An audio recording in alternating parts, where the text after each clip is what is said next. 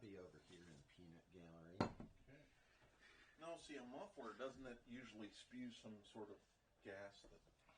Yes, it exhausts some sort of gas. So just so you know, on the green screen, you'll see it in a little bit. You're in the Bodleian Library as far as the background. Oh, we're not interacting with any invisible creatures, are we? Who knows? I always love how modern actors talk about what it's like to work with a green screen. Yeah. We haven't gotten to AR yet. Guess what I have? AR. The Star Wars Jedi Challenges. Nice. Is that a role playing? No, it's augmented reality setup. Oh. Well, I feel like, I mean, there's some benefits to the movie, the Last Jedi. I mean, the Last Jedi movie. But I still have problems.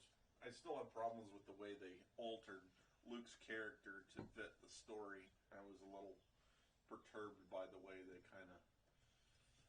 And I have not yet seen Solo. So where is it streaming to now? No, Okay. I'm not giving you any spoilers. No spoilers. But I have personally, I mean, there's some All benefits. right, we are streaming. No, I'm not giving you any spoilers. no spoilers. It is working. We are online. We are live. When we're offline, I got 2 notes for you. Okay. A C and a D. CG. Really? I suppose you could almost call it criticisms. Apparently I'm showing up twice to this week. You are? Yeah. I was listed as attending, and so was my email. Oh. Okay. Are you saying you have an AI that answers your email? Apparently I have a separate personality.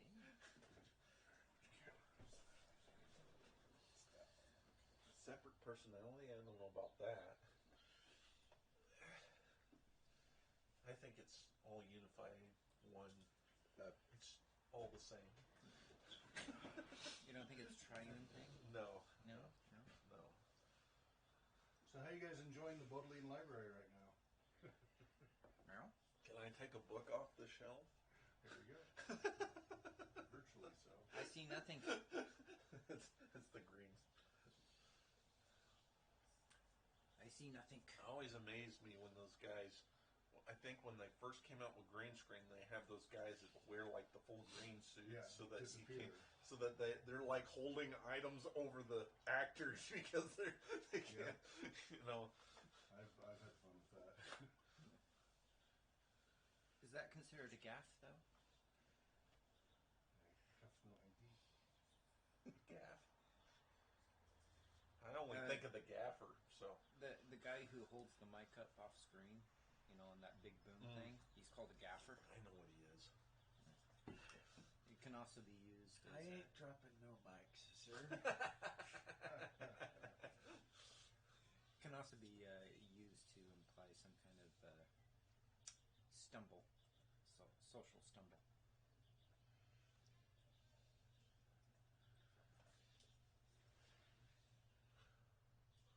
Yes. So, Brian tells me he's coming, but he's not here I yet. saw him yesterday. Still getting things tweaked here. We're in our new studio, so things are still getting set up here.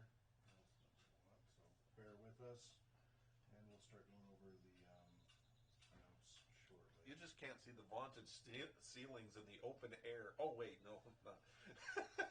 Air's open. The open air. Hawk, was that brown bear, black bear, polar bear? What? You said bear with us.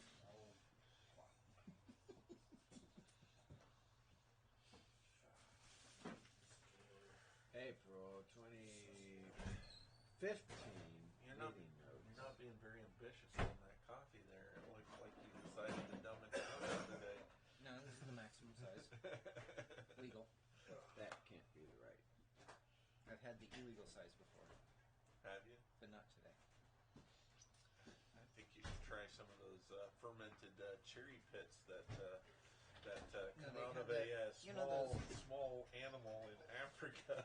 You know those ridiculous sized decorative mugs that they have? It looks like a trophy cup kind of thing. I've had it.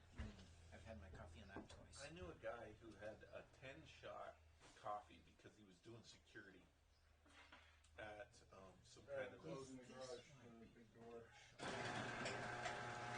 Oh, come on, we'll suffocate. It's hard to breathe in here.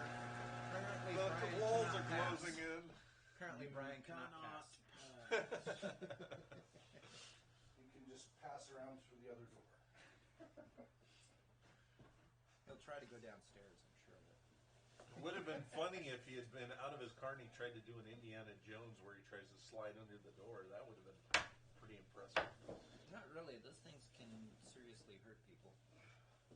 They don't have any kind of pressure sensor usually. Oh, come on. You don't have any sense for the dramatic, man. No, I have common sense for preventing of injuries. I'm being playful, and this is not meant to be common sense. This is more like an anime interpretation of events. And somebody has to bring you back to some Oh, resemblance whatever. of reality. Oh, stop it. Hello. Hello. Hey, Brian. It We are usually streaming, but we haven't Yes. really started. it Corey usually wanted you to dive under requires the garage fair door amount Indiana of Jones pain. style. Well, in my younger days, maybe. Yeah, I know. common sense usually requires a fair amount of pain. Could I ask you just to move over? I'm trying. I don't know why, You'll but you'll have to think about it. Yeah, It doesn't like kind you. of sticking. It doesn't like you, school Corey. seats. It's like theater seats, except without a theater. I don't know. Well, it kind of looks like a Arena. theater. Yeah. It's the usual By ropes. the way, we're All live. right, Usual my ropes browser today. all the way over there to the big screen. On the right hand side, yes. Ak, are we still doing this on YouTube or? Yes. Okay. Now, if we could- Because it's not about gaming, we can't do it on Twitch. If it's music or gaming, you can do it on Twitch. Otherwise, it's not appropriate. Well, you could send them an email and ask them if, I suppose. They have talked I'm sorry, I just never seen Yeah, but anybody usually something Bluetooth with in their gaming or phone music. that way. Do they have any that aren't? My tablets were stolen out of my house. They have Mine- in real life My channels. tablets were stolen Right, out I of my don't house. remember. Which are about what? Yeah, that's what I was. Mine Nothing in broke- particular. Mine broke this last Huh. week. I stepped on it. And they're not like previous gaming personalities or I'm something sorry like about that? your tablet. Well, No they worries. there might be some overlap That is there. what Right, well that's the key. So do Tiny your keyboard. do your Has to be some- girls harass you about the fact Well, that I they don't have broadcast anything on to Twitch, play so on? technically Yeah. I'm No. Okay. They've got Twitch. Which again, if you don't have any viewers, they don't care, but if you start to get viewers, How big are their phones? Is it as big as that? At this point, I would like to advertise Uncle Joe's Meatballs, direct from Wigan, England, the hometown of Sir Ian McKellen, and available at your local World Market. If anyone would like to have do we it. need to wear wigs to sample this? No. Since it comes from Wigan? What? Hopeless. You are terrible. So, my puns aren't that much All better. aglow. That's right. Can I have one, please? Sure. Thank you. If you like mints. You know, that sounds radioactive to me. Well, I want to be glowing when I'm done with this. Ew. Chris, Sure. did you get my text? Right here. Are you able to read the notes? A Are you translucent. willing to read the notes? Look, it's translucent and brown, and it's supposed to be a The mint. April note. It's British. That explains everything. Look, the original recipe of Uncle Joe's Meatballs dates from It's like I know 1950 exactly where selling. Corey's mind. no, it's from 120 years ago. I know exactly where Corey's mind went. Okay, let's stay on track, please. Stay on track. It's nothing Thank dirty. you. Stay on track, both of So, you. if you wish to join in the conversation, you can join us through Jitsi by going to meet.jit.si/Tolkien Society if you want to join us real time through audio video chat. I'll also watch the YouTube channel and such. that's We're also on Well, look Discord. at that. That's Nice fantastic. That's the Bodleian Library. I didn't realize we were in such a Can I fantastic check out a spot. book? Virtually impossible to do so. Indeed. Dum-dum. Yes. Can I get in The PDF? punishments I continue. want like a butterfly to fly by and be like, Well, one of my alternate ideas is not me.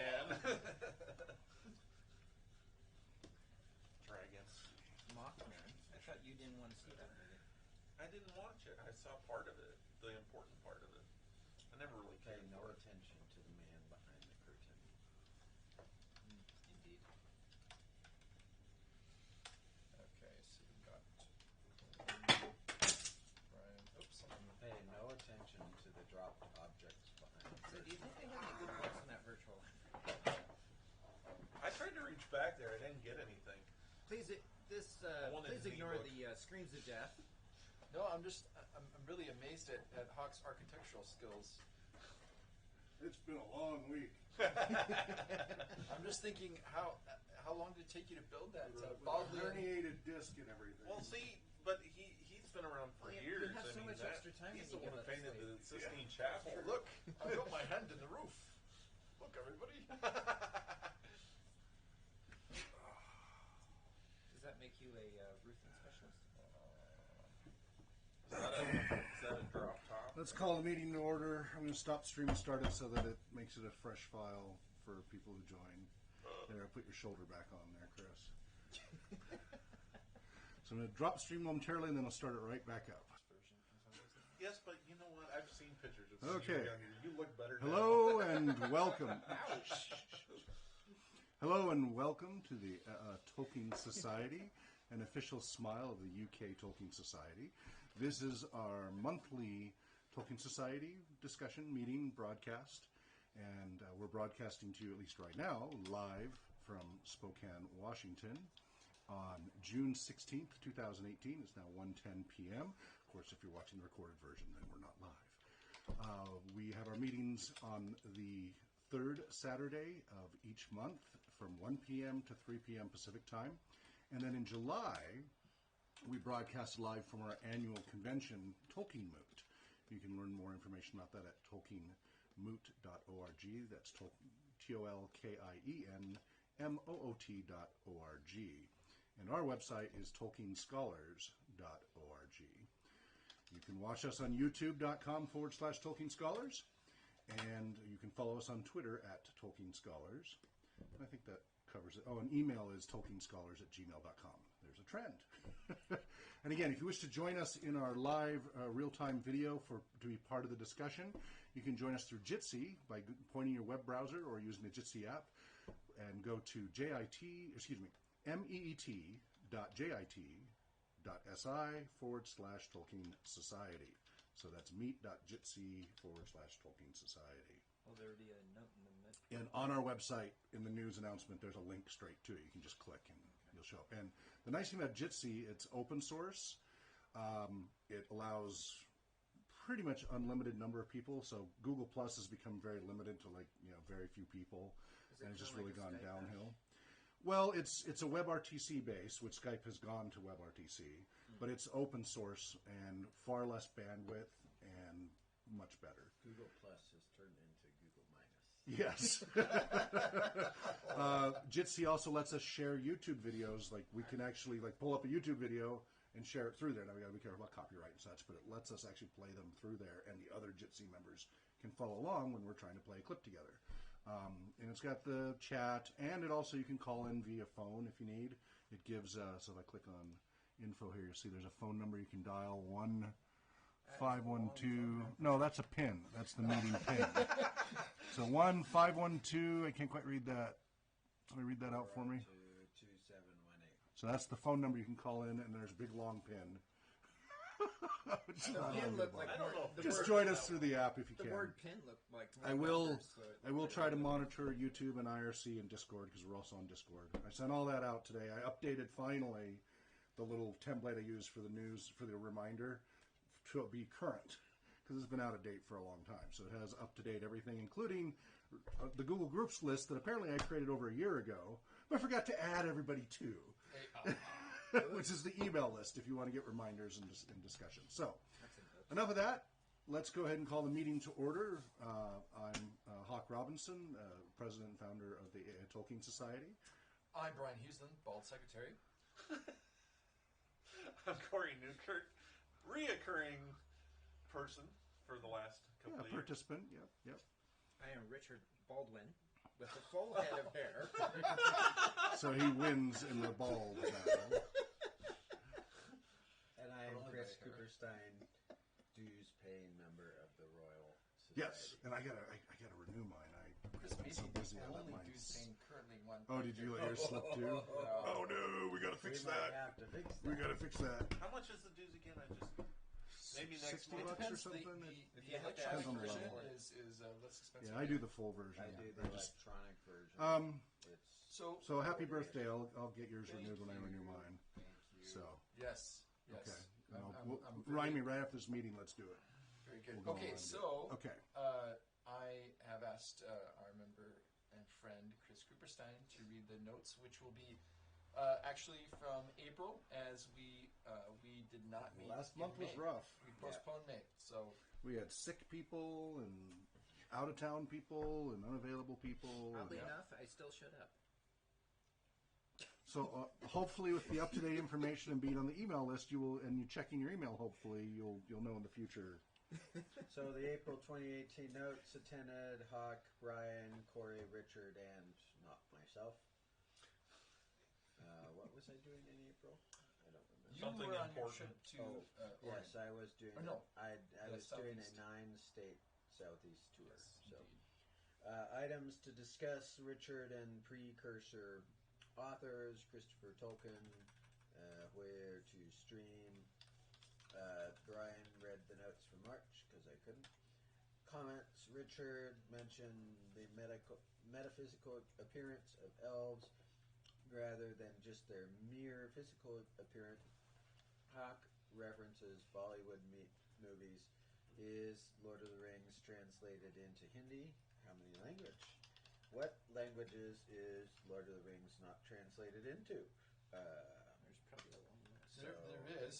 I So I don't did know if some there are any answers to that. did some research Query? on that, and so the Wikipedia list is referencing from HarperCollins, but I think it's a little bit out of date. But as of about 5 years ago, it was, I think, around 80 languages.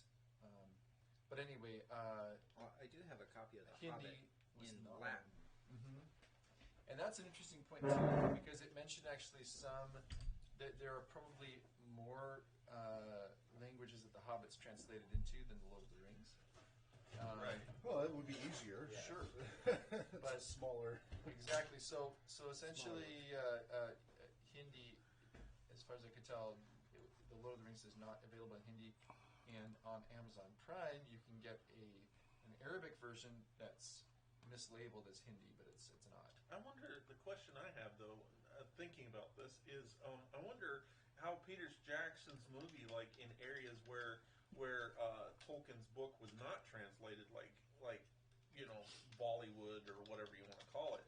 I wonder what they thought. I mean, I guess those aren't really important statistics most of the time that Americans quote, but I mean, it would be interesting to know who in India actually saw the Lord of the Rings Jackson version, even if we don't care for Jackson's version all the time.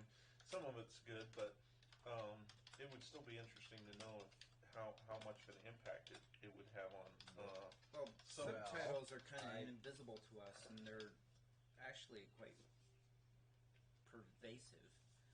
Right, but that's a really good question. Is what difference would there maybe be in a language where they don't have the resources we have, they don't have the books, and so really they're getting it. They're getting the movie with subtitles or dubbed either way Right. in their own language, but really in their own language for the first time. Well, I will give you first-hand experience of that. Having been in Japan when the first Lord of the Rings movie came out, That must have been interesting. it was very heavily advertised because there's lots of video gamers, and that universe is alive and well in Japan. But the lore is not as well known, and so when you end a movie without resolution, everybody was let down there, and they didn't know what to do with that. And we, us Americans are left trying to explain. But there's 2 more movies. But Tolkien. What's interesting is Tolkien's reach in Japan is a lot greater than we anticipate. They don't care for overt religious language, but for some reason, Tolkien's version of The Lord of the Rings seems to resonate with them. Story aspect, Right? yes, And absolutely. the funny thing is that Applicability. it's amazing that because it's exotic, because it's Western as well, That's correct. And But it's not only Western; it's British. but Western And it's old. Western medieval fantasy has become, especially Tolkien related with elves and dwarves, has become a thing in Japan called Absolutely. isekai Well, anime, which I'm not sure What that is Isekai anime? it means in another world. Is the Alternate worlds. Alternate world, and so it's this idea. They have an anime called Gate, where essentially the Japanese forces enter into a fantasy world through a portal, and it's very Tolkien. technically it's become the status of a genre now. Well, right, but So, okay, so Chris, in reflecting on your comment, I guess what I'm wondering is, I mean, I know that The Lord of the Rings is available in Japanese. That was one of the languages that was mentioned. Sure. However, as you say, probably the percentage of Americans that have read The Lord of the Rings and then saw the movies is higher, I would assume. Correct. But we still had some who had never read the books and went to see the movies. And I would imagine maybe in America there would have been a similar feeling where you see Sam or Frodo standing there looking at the Emyn Muil and then Mordor Beyond and just thinking, what? What Right. just ended Actually, here? I have a pertinent comment to Yeah. that question. I went and saw Two Towers in the theater, and when there was two teenage kids sitting in front of me, and one of them turned and looked at the other and said, "What? That's it? What? Where's the story? Mhm. That's where it ends?" Right. You know, and at the same time, they were also complaining about how long it was. We have been programmed to have beginning, end, conflict, and resolution. And when you they want some get, sort of closure. yeah, when that seems to be an American Well, Western they were cultural expecting thing, a is this package. expectation of closure. Yeah, they were expecting a packaged narrative, Yeah. like something off of Facebook, and instead they got a old-fashioned story, and they didn't understand what they were supposed to But do. how many Middle Earth lore, what the universe of, I'm sorry, Middle Age, Finnish, Icelandic, the things that Tolkien was studying and was a master at, how many of those have closure? Well, that's a great question. And then, Weren't most of them morality tales, so they didn't really have closure? well, I want to respond to, if I can link what Sorry. your guys are exploring here with what Hawk mentioned, which had to do with applicability. I think what's really fascinating is why would a Northwestern European myth, essentially, in seeking to construct a myth, Sure. why would that appeal, or how would it appeal? And so you mentioned the fact is Britain. Is that because Britain and Japan are both island countries?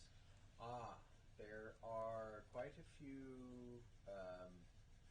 There are quite a few books that have been written about the similarity of the culture in Japan and in the UK. Right. And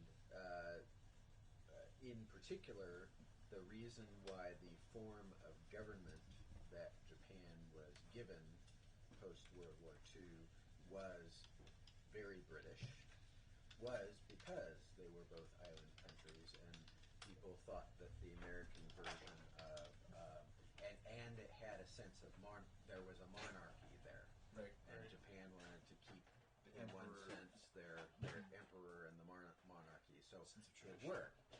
It was an okay fit. So no matter how it goes, Britain always seems to influence the world. Even without colonialism, man. Can I point out another chance to advertise Uncle Joe's Meatballs made in Wigan, Lancashire? Actually, I think if we tried to if MacArthur had tried to stick an American-style government, Yeah, it wouldn't have. it worked. would have collapsed as Yeah. soon as they left. Well, because he respected. Well, and much what they have is from Germany as well. So George Bush should have Yeah. done some work with Lawrence of Arabia to understand that they needed to do something different. So, Hawk, if I could bring it back. Please. Yes. Why do you think the mythology of Middle Earth has appeal in so many languages? Again, applicability. I think Tolkien is expressing a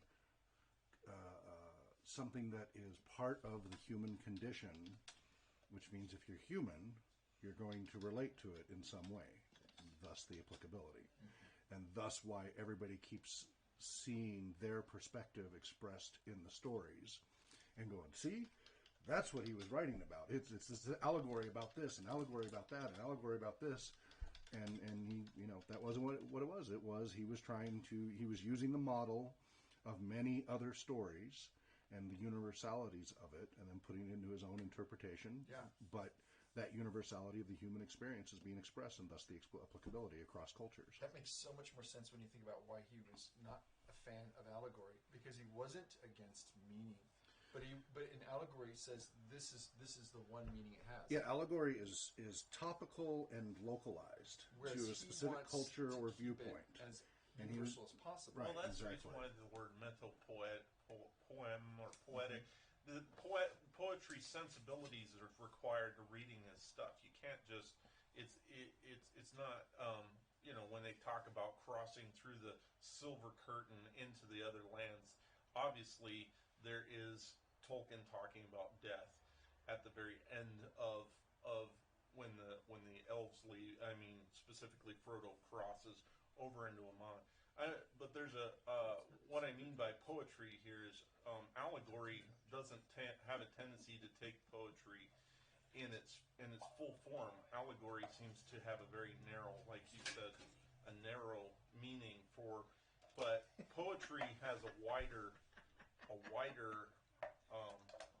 meaning for the word. I guess what I'm saying is the double nature of the meaning is used instead of just being Right. Which then, if I can bring it full circle, leads to being able to translate that into another language, which is no easy feat. And there's actually a great comment on the Wikipedia article in which it refers to Tolkien and how upset he was that some of the names had been, the way that they had been changed translated in German and Swedish. And so he kind of basically put forward a guide to translating names in Middle Earth. He's like, if it's a place like the Dead Marshes, just translate it into your language, because there's no significance to it being English. It just means marshes that are dead. Whereas he talked about the Elvish names, Right, which were unique. yes, and then to his even like land, yeah. Rivendell and its Elvish parallel Imladris. and saying, well, the reason why I'm using an English word here, but I'm using an archaic kind of construction. Yeah. So you should also try to find, use Imladris, but when you put it into the language that people usually use for this place, use an older form if you can in your language for that. So that's what he was kind of recommending, which is kind of interesting. Anyway, Chris, we should Point let you. 4. we haven't even gotten through the notes. Brian That read one the passed by news too. from the Tolkien Society about Christopher Tolkien's upcoming Fall of Gondolin. It's dangerous to know where your feet will trod after a question. Corey stated that discussion about the oath of Feanor and the elves that followed Turgon's decision to retreat from the war against Morgoth by building the hidden city of Gondolin. Richard talked about the YouTube channel Extra Credit, has a series called Sci-Fi, which I'll have to take a look I at. still need to look at that. I think it's all wrapped under the channel Extra Credit. Yeah. Hawk, where to stream? It looks like Hawk has made a decision. So, Indeed, I will put that in the notes. Hawk has decided. I didn't mean that way. After months of We're research, still streaming on YouTube. Yeah, we're still streaming on YouTube for now. But we are trying. The problem with Twitch is it's mostly a gamer-oriented audience. It's not really It is oriented towards a more real-time live interaction, but the audience isn't necessarily the best match. Now, as Richard points out, if we can get permission, because we generally don't discuss gaming, sometimes I throw in a little bit of gaming here and there, and when we do Tolkien, we can certainly broadcast on Twitch then, because that's all gaming. But Right. generally, I'm still looking for better options. For now, we'll keep doing YouTube, but for the real-time interactive video, so that we can interact with other fans and scholars, etc., we're using Jitsi, and Jitsi is capable of broadcasting, by the way. So I'm working on having our own dedicated Jitsi server for RPG research, which then we can share as well. That will let us broadcast straight from our website, so people can just go to our website and just watch either the stream or join the interactive all in one, because it's open source. I can host it on my own servers and control it. What's that? I gotta look that up when I get home. Jitsi? Okay, yeah, definitely check it out. So it has a lot of flexibility, and it lets us, have some control over things again. It's kind of full circle again, because I used to do this over CUCB in the 90s with my own white pine reflector. So we could have up to 32 or 64 people in a video chat room simultaneously. Now they were all 160 pixels. That was the resolution of the time. It was like 160. I want an 8-bit version of myself. Yes. But yeah, so for now we'll keep streaming on our YouTube channel, but you can join us through meet.jitsi, meet.jit.si/Tolkien Society. And then we have a Discord server too, which people have been slowly joining, and you can do text chat there as well as our IRC continues through irc.merc.com. So we're all over the place. We tweet, we Google+, we generally don't Facebook. Facebook is, every time we start to get more than 1,000 friends or followers, they shut us down and bitbucket our site. That's happened 3 times now.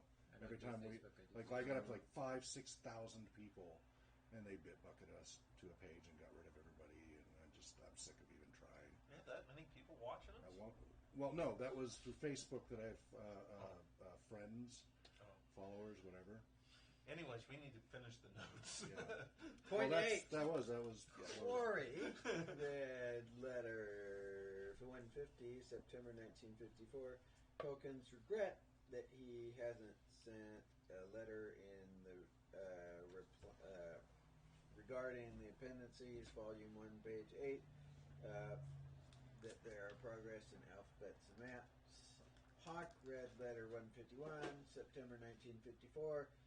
Vistas of yet more legend and history embedded in the Lord of the Rings, which refers to the Silmarillion material and published at this time. The preference of goblins and orcs, not McDonald's. You're referring to George McDonald's. Not George McDonald's goblins. I'm loving it. Wait, that was not a reference. Copyright strike. Also, We should be getting some Do it in support money Elvish. for this, right?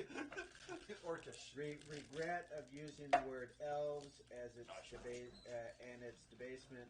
For example, Shakespeare, Frodo, a study of a broken hobbit, Middle Earth, Midgard, story of the Third Age leads to ordinary history, the land of Valinor and its present physical existence changing and no longer available to reach from Middle Earth.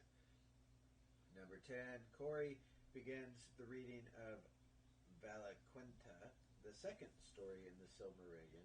Men have often called them gods. The Ainur, servants of Eru Manwe, the power of the sky. Brian reads about Varda, El Bereth, the power of life, the power of light. Interesting that they help extend each other's abilities. Richard reads about Ulmo, pre-scientific understanding of the Earth, connection with Ulmo and sending Tuor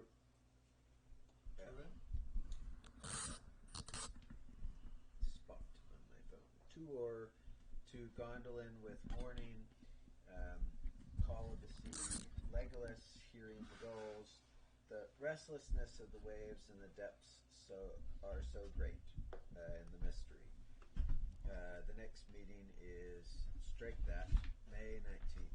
Strike that. June. Where are we? The 16th, 17th. So since none of you, since I never saw you guys on the 20th, my birthday was on the 31st. So Happy birthday. No, it's not like it was a national holiday or anything. actually, it was last year. It was Well, happy Monday. belated birthday. Sorry, I'm on a little latency here as I listen to I'm just stream. joking. Mine always falls on Christmas vacation, so. Thank you, Chris, for reading the notes. From Yes, thank you. a few Thank you, months thank you. ago. Here, here. May the hair on his toes never fall out. And just last week was, and yesterday. Yes. Okay, so, our dear founder. What's that? I was speaking to you, the man in the green flannel. What? Wait Remember, a I'm on minute. a latency here, so every time I take the Is that a headphones curtain? off. Yes, so Hawk, Yes. those are the notes. Okay, thank you Chris, very for much. reading those. Yes. So last time we started the Valaquenta.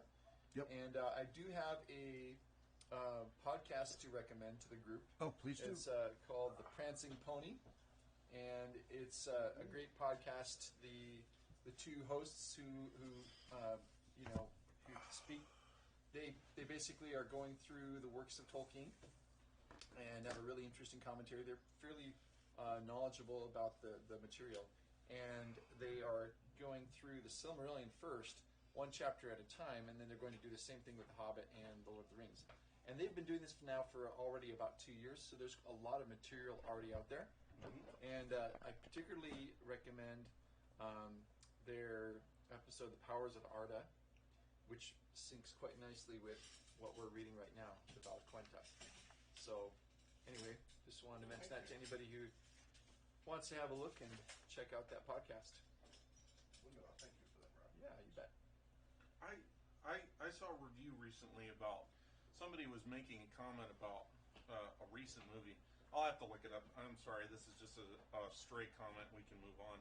But somebody made a joke about how a movie about a bunch of hobbits mud wrestling behind the prancing pony would not exactly be a very good derivative work of Tolkien's deal. It seems to I'm be. sure you can find an audience for that.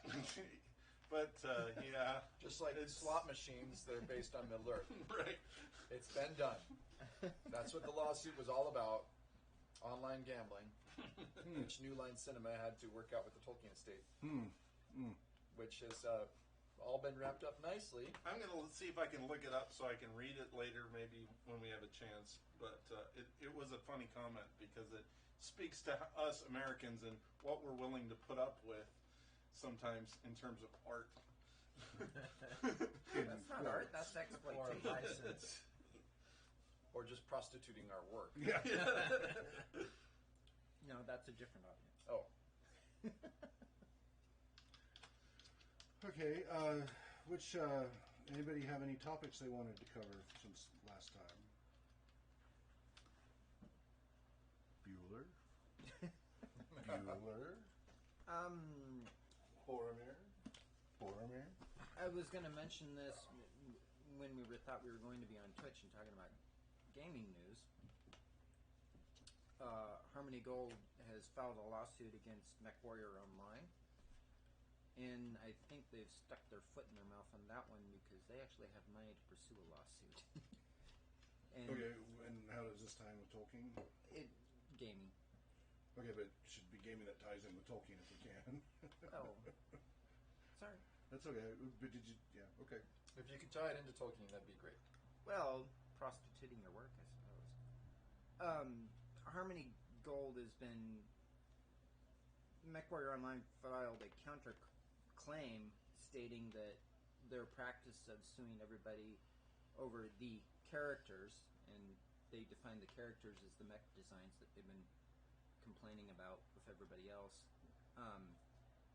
MechWarrior Online has filed a countersuit saying that they've been bullying everybody and everybody's been paying up rather than deal with the hassle of going through the lawsuit. So they might actually run into a situation where somebody actually gets their suit dismissed, and then we don't have to deal with that stuff anymore. And So- I'm still waiting for it to tie into Tolkien. So then, is It's important to me. No, I understand. Yes. but What's this is going not through the- my head listening to Baldwin. that You should is, come to our RPG is- talk show. That would be perfect on our is, RPG talk show. is why did Christopher Tolkien retire from the board? Well, let's see. He was 94 or something. Well, there's that reason.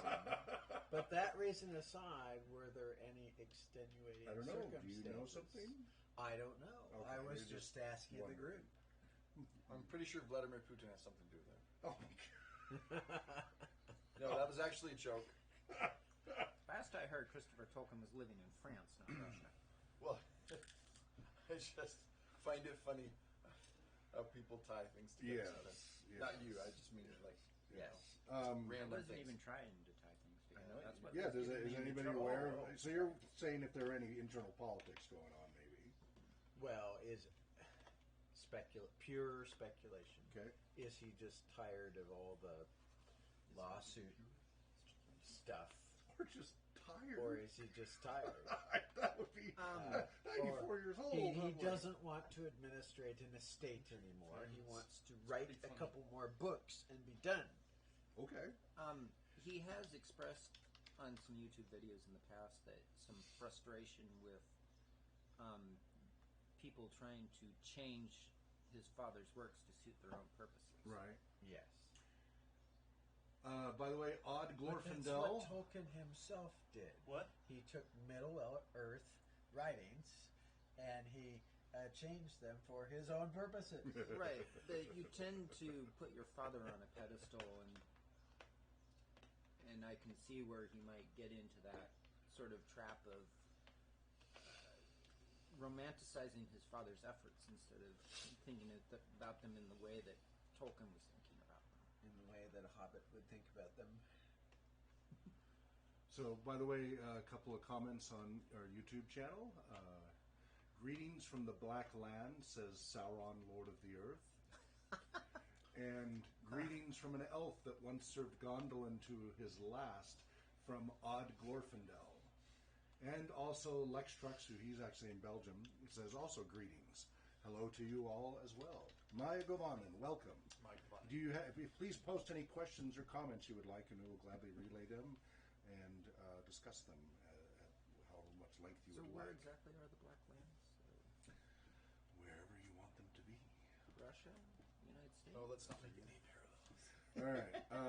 What was the next letter we were going to read before we did more summary? It'd be 152, I believe. 52. I think the notes Chris read were we read mentioned letter it. 150, Yeah. 151. Yep. Okay. Oh, we're coming up to another long letter. Wish I could find that, but anyways, Excuse me. I just thought the silliness of the comment made a lot of sense. I'll Email have it to me and I can put it in the notes. Okay. The silliness of the comment just shows us what Hollywood's willing to do to make money sometimes. They're willing to. They threw away their moral standard in the 50s. Sauron, Lord of the Earth, says, question if I may. Please, Sauron, ask away. I'll let you know when Do you that remember is where you posted. left your ring? No, I'm just wondering if the eye of Sauron needs a contact.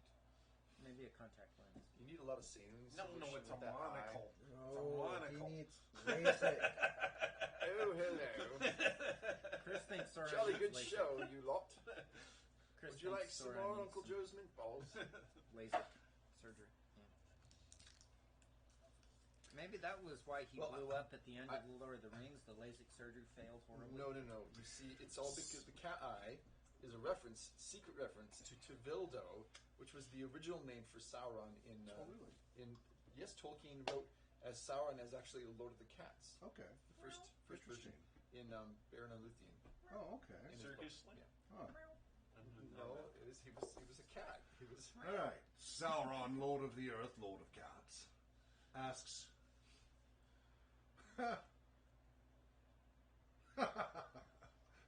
why do you greet people in the language of the Grey Elves and then bid them farewell in the tongue of the accursed Noldor?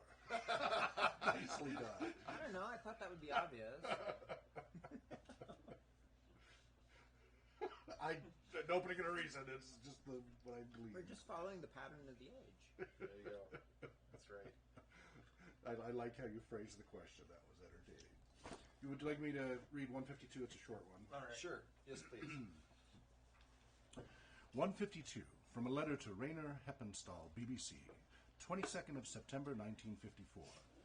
Tolkien's dramatic dialogue, The Homecoming of Beorhtnoth, was broadcast on the BBC Third programme on 3rd December 1954. Rainer Heppenstall, the producer, had asked Tolkien what dialect the speakers should adopt. As for the English dialogue, no dialect, tone, or rural quality is required at all. There is not intended to be what we should call a difference of social standing between the two speakers. One requires a younger, lighter voice, and the other an older and deeper. Excuse me. The difference between them is rather one of temper and matter than class. The young minstrel bursts into formal verse, and so uses an archaic style, as anyone would capable of verse at the time, and as Tidwald himself does when he mocks Torthelm. It is not indicated what part of the country either came from. Torthelm is, in fact, much more likely to have come from the West Midlands, as did many who fell at Malden. But in a period when dialect merely marked place and not rank or function, and at any rate details of grammar and vowels had no social implications, it would be best to avoid any modern rusticity. In any case, any modern East Anglian characteristics would be anachronistic, since they did not then exist, and the fusion of the Danish and English elements that eventually produced them was not yet accomplished. And Essex of the East Saxons was and is a very different affair from the North folk and South folk. Well, he covered a lot in that short little bit. Has anybody here heard this particular BBC recording? I'm familiar with the Didn't it the say it was a live performance, so there may not be a recording? Just said it was a broadcast. That's BBC. That's So it may or may that's not the have been radio. lost. Yeah, but it was. Yeah, but that's interesting. But and of course the class aspect, because Yeah. that's a big one. We throw around accents all the time just for the heck of it in gaming and everything else, and it doesn't have the same implications that the way you speak sets where you are in the hierarchy big time. Big time. Yeah. It's less so than it used to be. I mean, I think it was a much more in Britain in Tolkien's lifetime, but I think it's still residual there.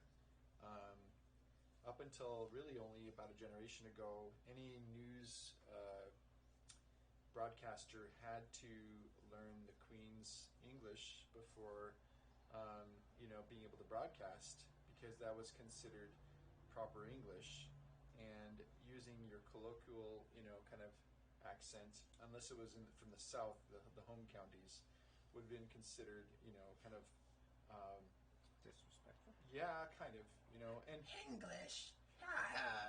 exactly.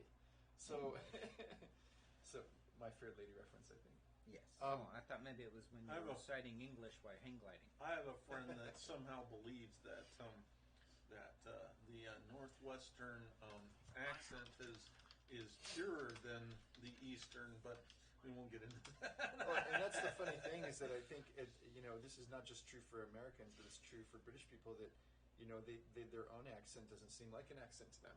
They are Proper way of doing things, obviously. but we do a bad job when we say, "Oh, put on a British accent," as if there's only one. It's very true. Or like put on an American accent. But I think Tolkien is not necessarily a prisoner of that own class distinction, because he says that back at that time, He's in and out of it. He's in and out of it. He's trying to grow beyond at it. first it seems like he's quite married to that concept, but then he says, well, but at that time dialect would have only referred to place. He Right. seems to be concerned about how hearers of this would interpret it it pecking order, as, yeah, oh, greater this than, guy's lesser than. working class, this Right. guy's not. And Right. having been raised South African, and treated as low on the totem pole. Well, he was only there for a few years. But when he was young, he was Yeah. very low on the totem pole for Did a he long pick time. up speaking when he was there, or was that after he came back to He England? was 8 when he left, so it would have affected yes. his He was in an speech. English-speaking place, but it was not Afrikaans. But it would have affected his speech. Yes, it would have. A little bit. He still would have had Formative colonial years. accent. That is one thing that is striking. I'm not trying to get too far off topic here, but that is one thing that is striking when you watch a science fiction movie where they go to another planet. And everybody understands everybody. well, no, everybody's Universal translator. got the same accent, Right. or everybody. What I'm saying is Even that the aliens have it's the same like accent. one world is represented by one flavor. Unless you're on But Babylon it's a 5. practicality issue. So, for example, Stargate SG-1 addressed this. Yeah. But this does relate because we're talking about accents in here. So,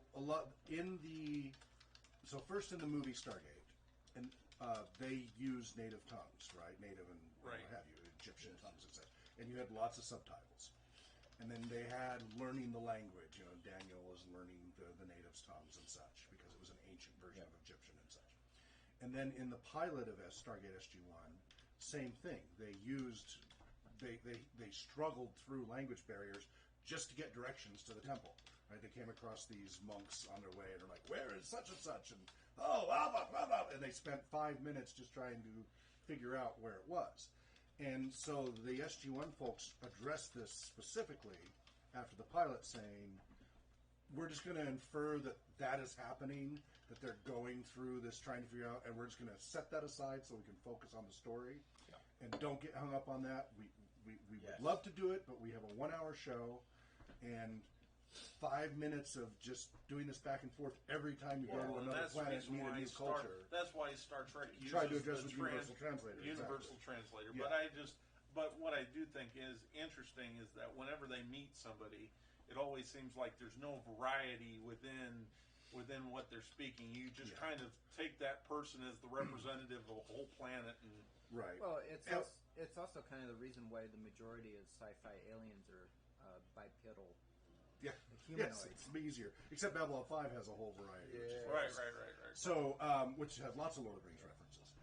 Have you started watching it? Did you start? Yeah. So, by the way, Babylon 5 right now is on Amazon Prime for free. You can watch the whole 5 Cool. years. Okay. So if you never got a chance I to haven't binge seen it watch in years. what for me is my favorite sci-fi series, hands down, period, far and above any other. For complexity of length of arc, detail, layers, character development, fun, balance of grit and fun, and all of that. My favorite, even ran It many stood times. out at the time. You can watch it now. Binge on it. It stood out at the time because it was the only show that had a meta plot, a plot that was going over and above the day-to-day. It has showing layers. Every time you watch it, Right. you find new layers. I enjoyed that at Yes, the time. Exactly. So I was going to say, when you're talking about the BBC, we had to learn the Queen's English before you go on the BBC. It's less so now, but there was a standard in radio broadcast and also just general news And broadcast. television, yes. Yeah, television and such, because I've been in and out of broadcast a little bit, of the neutral Midwest accent. Correct. That is the radio and broadcast standard. It isn't a pecking order, but they've done it mostly because of pleasantness of tone. Because the broadcast industry did a lot of research with different accents and said, okay, here's a New York accent. Forget it. Well, I don't know what that was, but forget about it. New York, forget about it. But or go on down south and talk about it over here, or switch into different. And Sure. So they would try and they would survey how people preferred, the level of respect that was inferred, in their knowledge, how knowledgeable they were, etc. And they saw these strong accents. Generally, people didn't consider as authority figures as much, or found them outright annoying. East Coast accents considered one of the most, especially Brooklyn and New Jersey and all that. Those are considered some of the most annoying accents on the planet for English speakers when you go through. I don't know. Massachusetts is up there too. Back can have a yard. It's up That's there. not what you can do for It's your up there, country. yes. Yes. JFK has tinted that though, because for some people they have a fondness, so that tints it. But anyway, so that neutral Midwest accent, without getting too Canuck or Minnesotan, is considered the safest tone to use. But the ones that are seen as the most authoritative are the British BBC type Yes. broadcasts. That's no accident. Oh yeah. But what's interesting is really that while and you're right, it's not a bad thing to have some kind of standard accent, Certainly. but it can be for a pragmatic purpose, Right. Whereas really Also, understandability. and Because a understandability. strong accent, If it's hard to understand. Some people speak quickly, etc. Right. But whereas in Britain it was really received pronunciation. Anyway, so now they've moved away from that, and you can There's get a whole much variety now. in England. Yeah, Yeah. so it's really That's- interesting. Um, to see what part Tolkien would of- think of it now. Yeah. That's part of one of the implications of going to a non-national media where you have all sorts of alternative media sources. True. Is that you have a variety of language and linguistics as a result. And one of the observations that I have is that my son, who is 5, can speak perfect Southern when he wants to because of some of the shows that he has watched. Interesting. Yes. And so, Well, he hasn't lost all his phonemes yet. right, So, yeah, or phonemes. yeah, Phonemes. Sorry, not phonemes. Right. Phonemes. but that's kind of an interesting thing is the fluidity at young Yeah, well, age. yeah, up till about 6 to 9 years old, Yes. because your ability. So you first learn when you were born. You were able to receive all phonemes, all sounds of language. Yes. You can receive. By 8 months, you have pruned away a large percentage of your ability to receive other phonemes, and then by after about 6 to 9 years old, you have what you've been exposed to for the most part. Yep. From your culture, it And- really and limits your ability to exposing get them accents for other Japanese languages. anime and Right, exposing right. It them really to- broadens it. Yeah. Yes, it does. So Odd Glorfindel asks, do you guys think that The Hobbit or The Lord of the Rings was the worst adaptation? As I loved Lord of the Rings, other than nearly completely taking out Glorfindel. But I thought The Hobbit was bad. By the way, I love all the books. So I'm assuming you're talking about the Peter Jackson adaptation, because there are multiple adaptations. Bakshi and Franklin Bass. yeah, Rankin Bass. Rankin Rankin Bass. Bass Yeah, is- Bakshi, Rankin Bass, and Hobbit. Jackson. yes, And there's some other fan ones out there. But for me, my perspective on it has been with Lord of the Rings. It's been with Peter Jackson. It's been a progressive decline.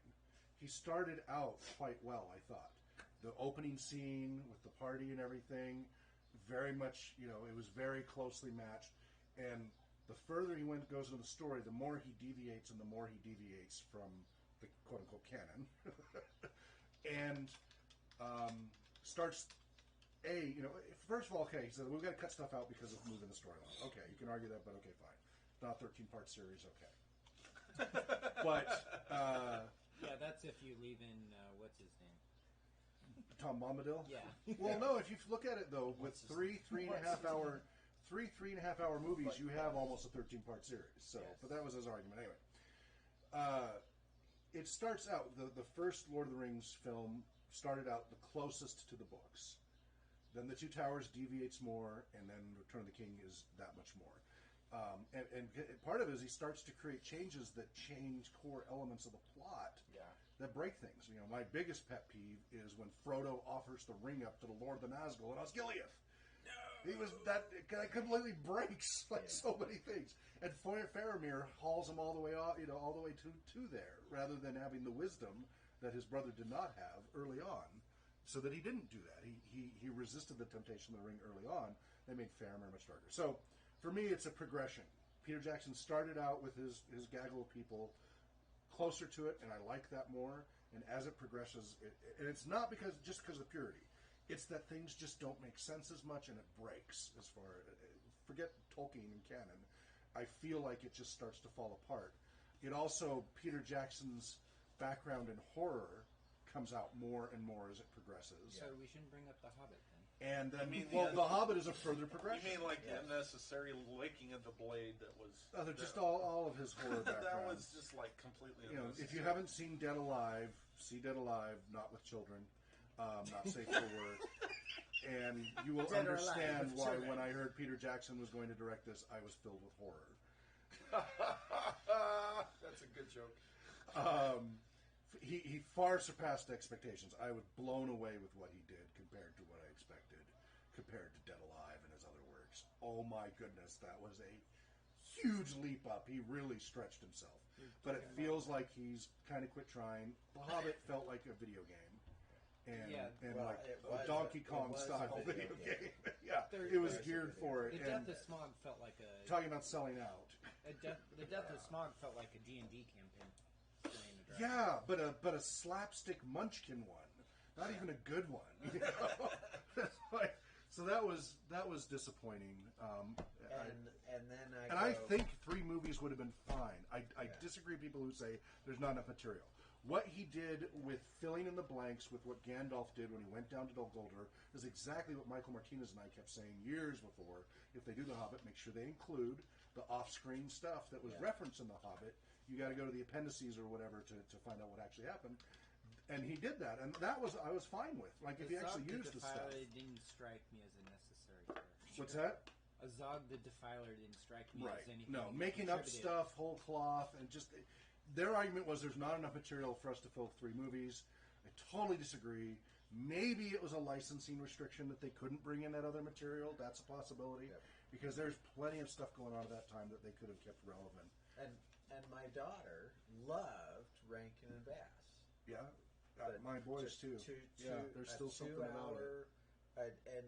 And some of it, and I love it, too, because it does cut a lot of stuff out. Right. But what it keeps the main themes that Tolkien was intending on conveying. What I am happy with in The Hobbit, and it was off track from the beginning more, but it kind of started on track and then again deviated very quickly. With the Hobbit ones, I am so glad they had some music in it. Because I kept saying, you've got to have the songs. Because that was such a key part of The Hobbit. And I like, I like their haunting, dungeons dark and whatever cold, and the dwarf song. Sure. I thought that was kind of cool. I thought that was fun. That was okay. I wish there had been more song, done properly. The Orc King's version was completely broken. I just couldn't handle The Hobbit. I felt like somebody pointed out that maybe it was better left to somebody. Well, originally, with Del Toro was going to do it, and because of the lawsuits, the window for him to do it was closed. Goblin Town felt more like Peter Jackson was trying to sell you on the next Disney ride than actually anything. I don't even know how much Peter Jackson was involved with the later parts of Hobbit and stuff. I think he just kind of went, assistant directors going on. I don't even feel like, I feel like Jackson kind of phoned it in and kind of let other people. That's what I'm saying. It just doesn't feel like a lot of effort went into I don't feel like Jackson might have been okay, for the Lord of the Rings, but then I feel like somebody else should have taken up the Hobbit, and the fact that they turned to Jackson, I was dreading it when I went into the theater. I was dreading it. So, yes, Janet, may I? Would this be the right time to make an insert here on the Lord of the Rings TV series? Everything we know so far. Oh, please. Yes. Please, yes. This seems to be regretted. Because that is what I've always said, is like, we need to have Peter that. Jackson And I want to see the Silmarillion serialized. Right. Please. Okay, so if I can just follow up on this. So there's been a lot of chatter this spring, going back to March and April, and since then, about the deal that Amazon has made with the Tolkien estate. So please reserve your comments until afterwards. No, let us comment now. And then we'll have a discussion. Great. So I'm going to read Listen with your ears, not your That's the mouth. closest I'm going to get to commenting. I'm sorry, but truth equals volume. Yes, there's peanut galleries and there's peanut empires, and right now I feel like I'm in an empire. So if you guys could restrict your comments. Cashew, dang it. Control, you must have control. One show to rule them all. When Peter Jackson first started planning the Lord of the Rings films back in 1995, he couldn't have imagined how it would dominate his life. And now 6 movies, 21 Oscars, and 23 years later, we're heading back to Middle-earth for a brand new Lord of the Rings TV series. Amazon Studios are the lucky lot who have been tasked with recreating J.R.R. Tolkien's literary magic for the small screen, with the company signing a reported $250 million rights contract in November with the author's estate, publisher HarperCollins, and New Line Cinema, to to produce a multi-season show for television. That explains it because they have to. That's why Christopher Tolkien left. What's the release date for the Lord of the Rings TV series? Well, there's been no official word on an expected release date. They're required by the deal to begin production on the show within 2 years. So that means that the show will be on the way by November 2019 at least.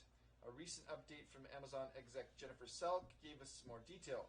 All of us would love a big addictive show that is executed at the top of its game, Selk suggested. We're really excited about Lord of the Rings. Despite all the chatter about it, the deal just closed a month ago. We've been talking to writers. We have an estate that's very active. I've spent 3 hours with Simon Tolkien. There's a lot of moving parts with it. We'll have some game plan to move forward with very soon. And she said it'll be in production in 2 years, but 2021 is the hope. But there are other people who wish it was 2020.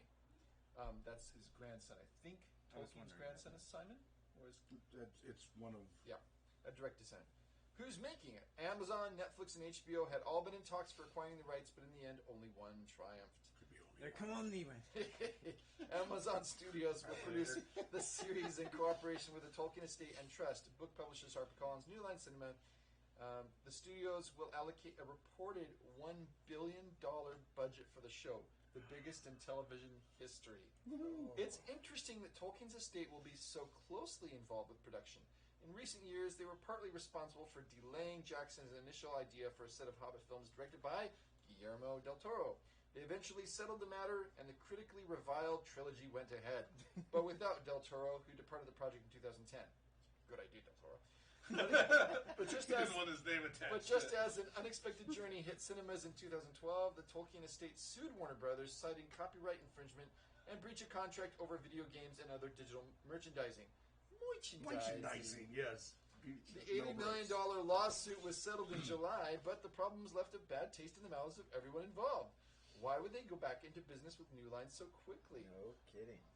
Is Peter Jackson going to be involved? But wait. There's more. Despite Peter Jackson confirming that he is not involved in Thank the God. series in an interview with French publication Allocine, and then there's a quote from him. Salk says conversations aren't over yet, saying Amazon are in amicable chats with Peter Jackson about how involved he'd like to be. But he said, I'm not involved at all in the Lord of the Rings series. So you'd like to think. How many seasons will there be? Amazon has committed to producing 5 seasons of a Lord of the Rings TV series as part of the $250 million rights deal. Wow. Any cast announcements? We're not at that 50 million stage episodes. yet. Isn't that though? Isn't that like? It's 50 million a season. I know, but committing to that much and not knowing if it's actually Well, going then to it'll get take. canceled. It's a huge Then- risk. Then it'll get canceled. I mean, well, yeah. Won't they be asking for their money back if it falls after Well, one? You this roll is the season. bones. That's the way But things think are. about how much money does Amazon have? Yeah. It's anyway. Let me finish this Yeah, one thing yeah, sorry. before our Corporate discussion. sees that as them having Yeah. skin in the game and therefore a vested interest Yeah. in getting things out. I'm almost at the end, Yep. and then we can open it up for discussion. Sorry. Well, it's okay. Corey was actually the first commenter. sorry. We're not at that stage yet, but Ian McKellen, who played Gandalf in the original trilogy, has expressed interest in reprising his role. Asked by Graham Norton on his BBC radio show if it was going to be annoying to have another pointy-headed wizard around, McKellen replied, "What do you mean another Gandalf?" Although he is getting on in years. He added, "I haven't said yes because I haven't been asked, but are you suggesting that someone else is going to play it? Gandalf is over 7,000 years old, so I'm not too old." Indeed. Meanwhile, actor John Rhys Davies, who played feisty dwarf Gimli, has criticized Amazon for making a series so soon after Jackson's original. "It's not about doing it better, it's about making more money, that's all," Rhys Davies told Den of Geek. "If they think they can make more money, then they will." Wait a minute. Rhys Davies has nothing to say because the Elfstones of Shannara was not that fantastic of a Andy make. Serkis, who played Gollum in the movies, has said he doesn't expect to be cast in the upcoming TV version. But of course, that would make sense because they're not going to do anything with Gandalf. They're not going to do anything with Gollum in it, I believe, right? Or will they? Well, it's the time in between The Hobbit and Lord of the Rings, so they couldn't they? Sure. They could. Absolutely. So he Well, says he it's, doesn't expect to. It sounds incredible, but I don't see myself being any part of it. Nobody I think it's a completely fresh, new approach to it all. So The I don't One think Ring. I don't Francesca think I'd imagine Capitello. myself to be anywhere near it, really. However, Circus co-star Sean Astin was more positive about the prospect of He always reprising his role as Samwise Gamgee. "I've been saying for 15 years, maybe like 12 years after Lord of the Rings came out, that it would get remade. And people always said, oh no, it'll never get remade. It's a classic. They could never top it. And I'm like, no, it'll get remade. It's a massive story. The characters are so beloved. What will the plot be about? The script hasn't been resigned yet, but there's several avenues the writers could go down. We've talked about this already. It could be so. The series will be a prequel to the Lord of the Rings film. So that means anything prior to Bilbo handing over the ring to Frodo is fair game. That leaves them with a mere few thousand years of folklore to work with. The One Ring is reporting that the opening season of the show is going to be focused on a young Aragorn. The character was already 87 years old by the time the Fellowship of the Ring began. And then there's more here. Aston theorized about what might be included in the future series plot. The Mines of Moria are referred to a lot in The Lord of the Rings, and I guess in the Hobbit trilogy you spent a little bit of time with them. But the culture of the dwarves in the mines, I would love to see like 5 hours of that. Yeah. There's also They call it numerous the mine. video game plots which have been hugely successful with younger fans. The multi-million selling Shadow of Mordor is a good example. Tabletop role playing. Yeah, I know. The point is there are possibly hundreds of potential plot lines available for the Lord of the Rings TV series that would require a few big changes. And this is, of And course, Hollywood will mess them all up.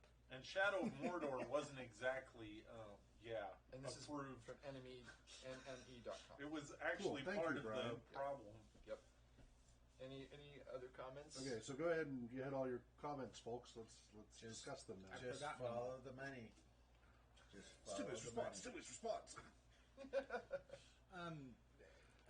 I feel that Steve Jackson did an acceptable job with the Lord of the Rings trilogy. Steve Jackson? Yes, Steve Jackson. Peter Jackson. Peter Jackson. His Well, twin Steve, brother.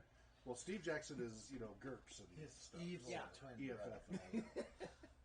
Sorry, my Freudian slip was showing.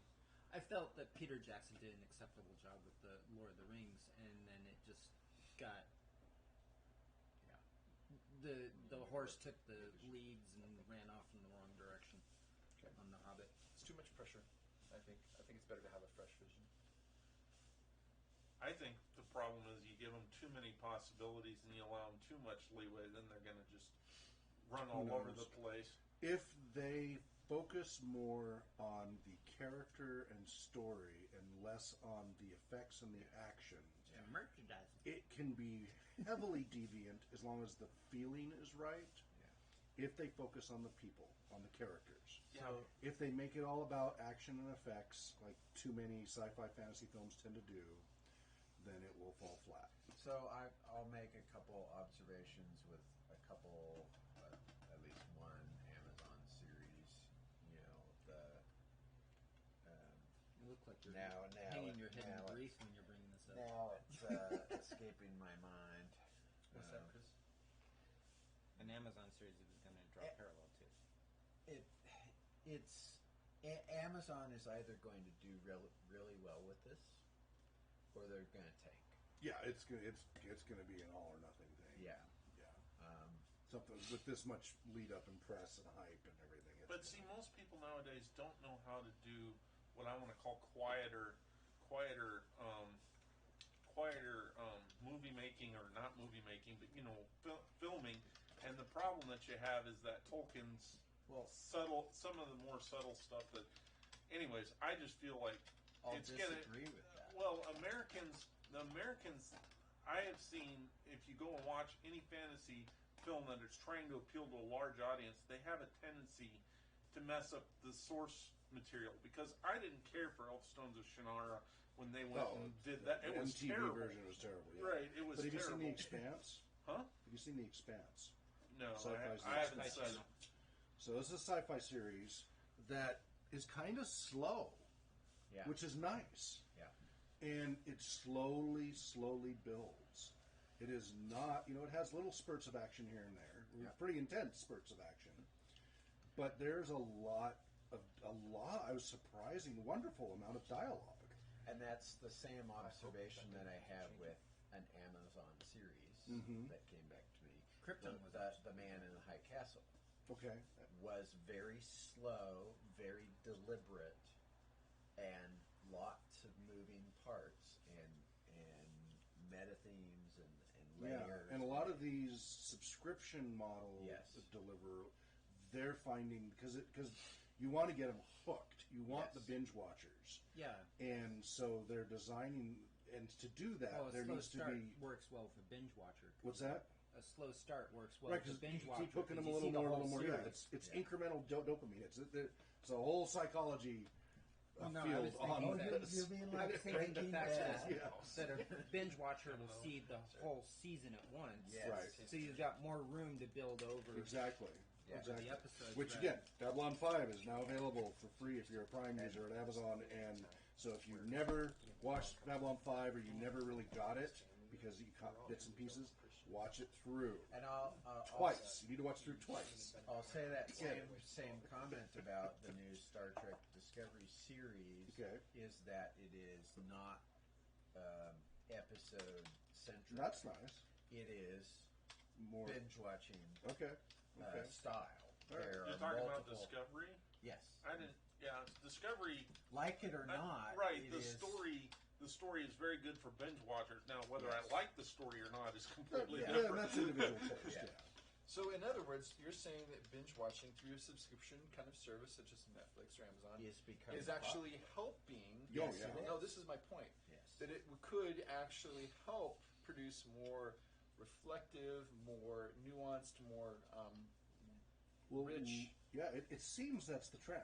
I mean, that Interesting. seems to be what's happening through those subscription models as opposed to the television broadcast. Is they've slowed it down for, not all of them, but the more successful ones Yes. have taken a little more slower approach and applied, the psychological aspect of variable intermittent reward hits. And also that you can kind spread- of carry stretch it on the out more. storyline and in your head, which is great because then it's not just like, well, when I was growing up, it was your You had to one wait time till a next week. Tuesday night, And okay. then you had to wait till the next season once the season was Yes, over. Yeah. yes. and if you Now, had- that's something I'm sad about, though, is all the seasons. When they're talking about 5 seasons, they're probably only talking about 6 to 10 to maybe 13 episodes tops. Yeah. And it used to be 26 episodes a season. Babylon 5 is 26 The, episodes a the season. thing I remember about Star Trek is that there was never any lasting consequences between the episodes. Right, You it hit didn't the have reset button. continuity, exactly. Yeah.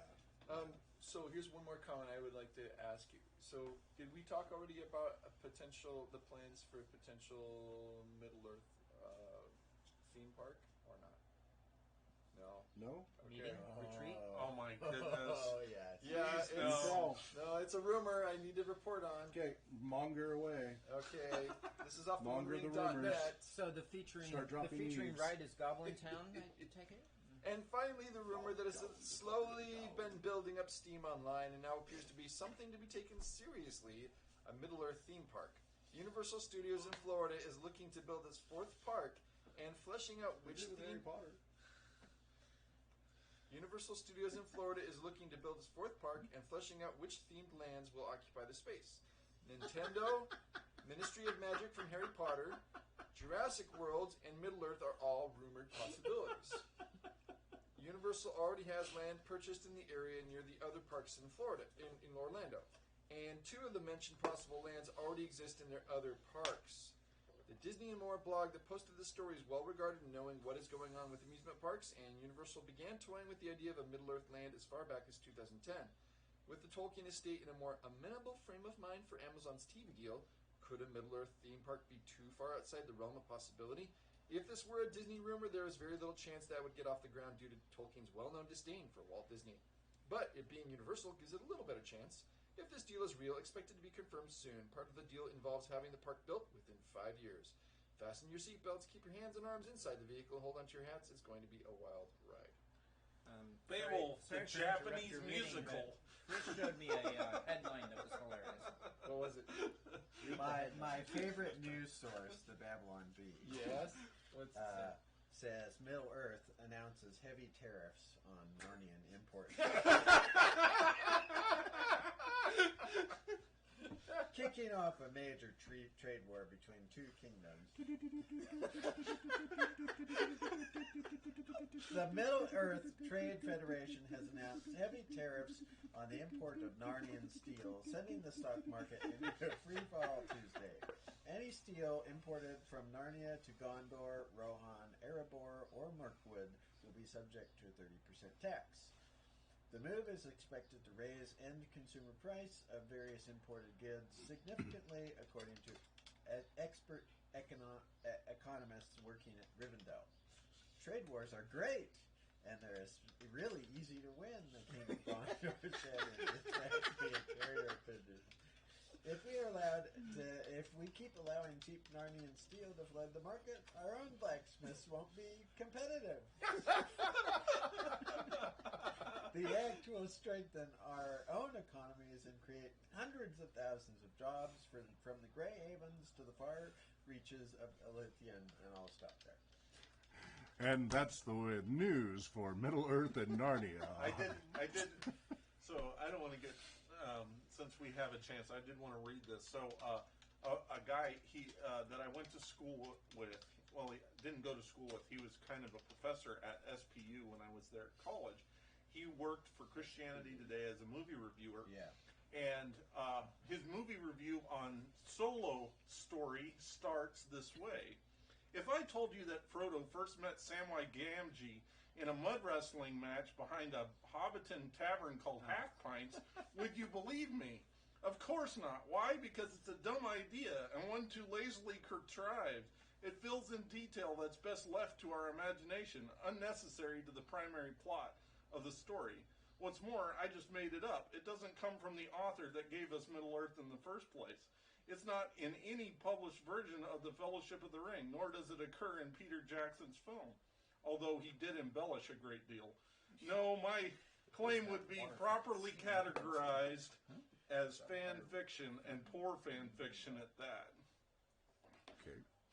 Spoken from a true Star Wars fan. No.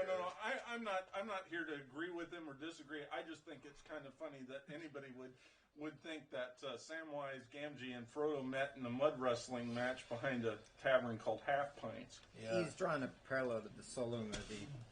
There's a lot of hue and cry on YouTube about social justice warriors in that movie. If we're going to do, back on the spoof thing, there was the original spoof, which was Lord of the Rings, which actually, do you have a copy of that? Well, Lord of the Rings should have ended is a little cartoon clip. That's a different one than Lord of the Rings. Right. Yeah, I think I...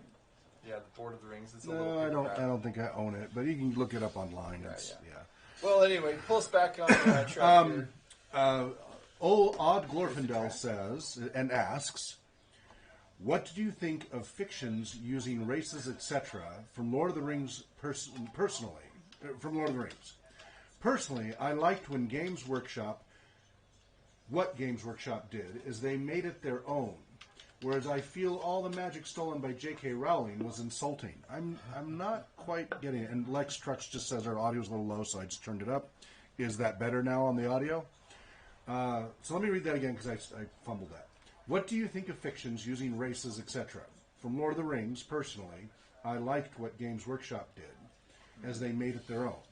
Whereas I feel all the magic stolen by J.K. Rowling was insulting. So what did Games Workshop do? Games Workshop sort of did a more ruthless spin-off of the various races and turned it into kind of a sci-fi empire kind of... You're talking about Warhammer? Yeah, basically. Okay, so I mean, is that what they're talking about? Is Warhammer? We're trying to figure out what the races would do with J.K. And Rowling. then the magic. whereas I feel all the magic stolen by J.K. Rowling was insulting. I don't understand. The races, maybe? That there's the magic races are maybe, they don't have their own sense of existence, but they only serve to kind of maybe advance the plot. Essentially what he's saying, it sounds like he's saying the world building wasn't very, it was very derivative, like he's stealing from, like she was stealing from the Lord of the Rings or something. I don't Maybe know. Odd My Glorfindel, problem you can is clarify I a don't little really more. respect Games Workshop as a world building. You do? I do not. Do not. Okay. Well, and I mean, we all, in a sense, when I'm leading an adventure, when I'm a game master or lore master, I'm The One Ring role-playing game. That's right. Cubicle 7. There can be only one. So you can't get around really, in a sense, building on, or you are trying to flesh out yourself. Kind of, it's your version of Middle Earth as you understand it, but that's not always successful. But I think the idea of having different races is fundamentally a good one because it shows. Well, I mean, I think again it shows the depth of subcreation. It shows the differences. Diversity. In the Valaquenta, it talks a little bit about the with the Valar, but also as you look at the early Silmarillion, it talks.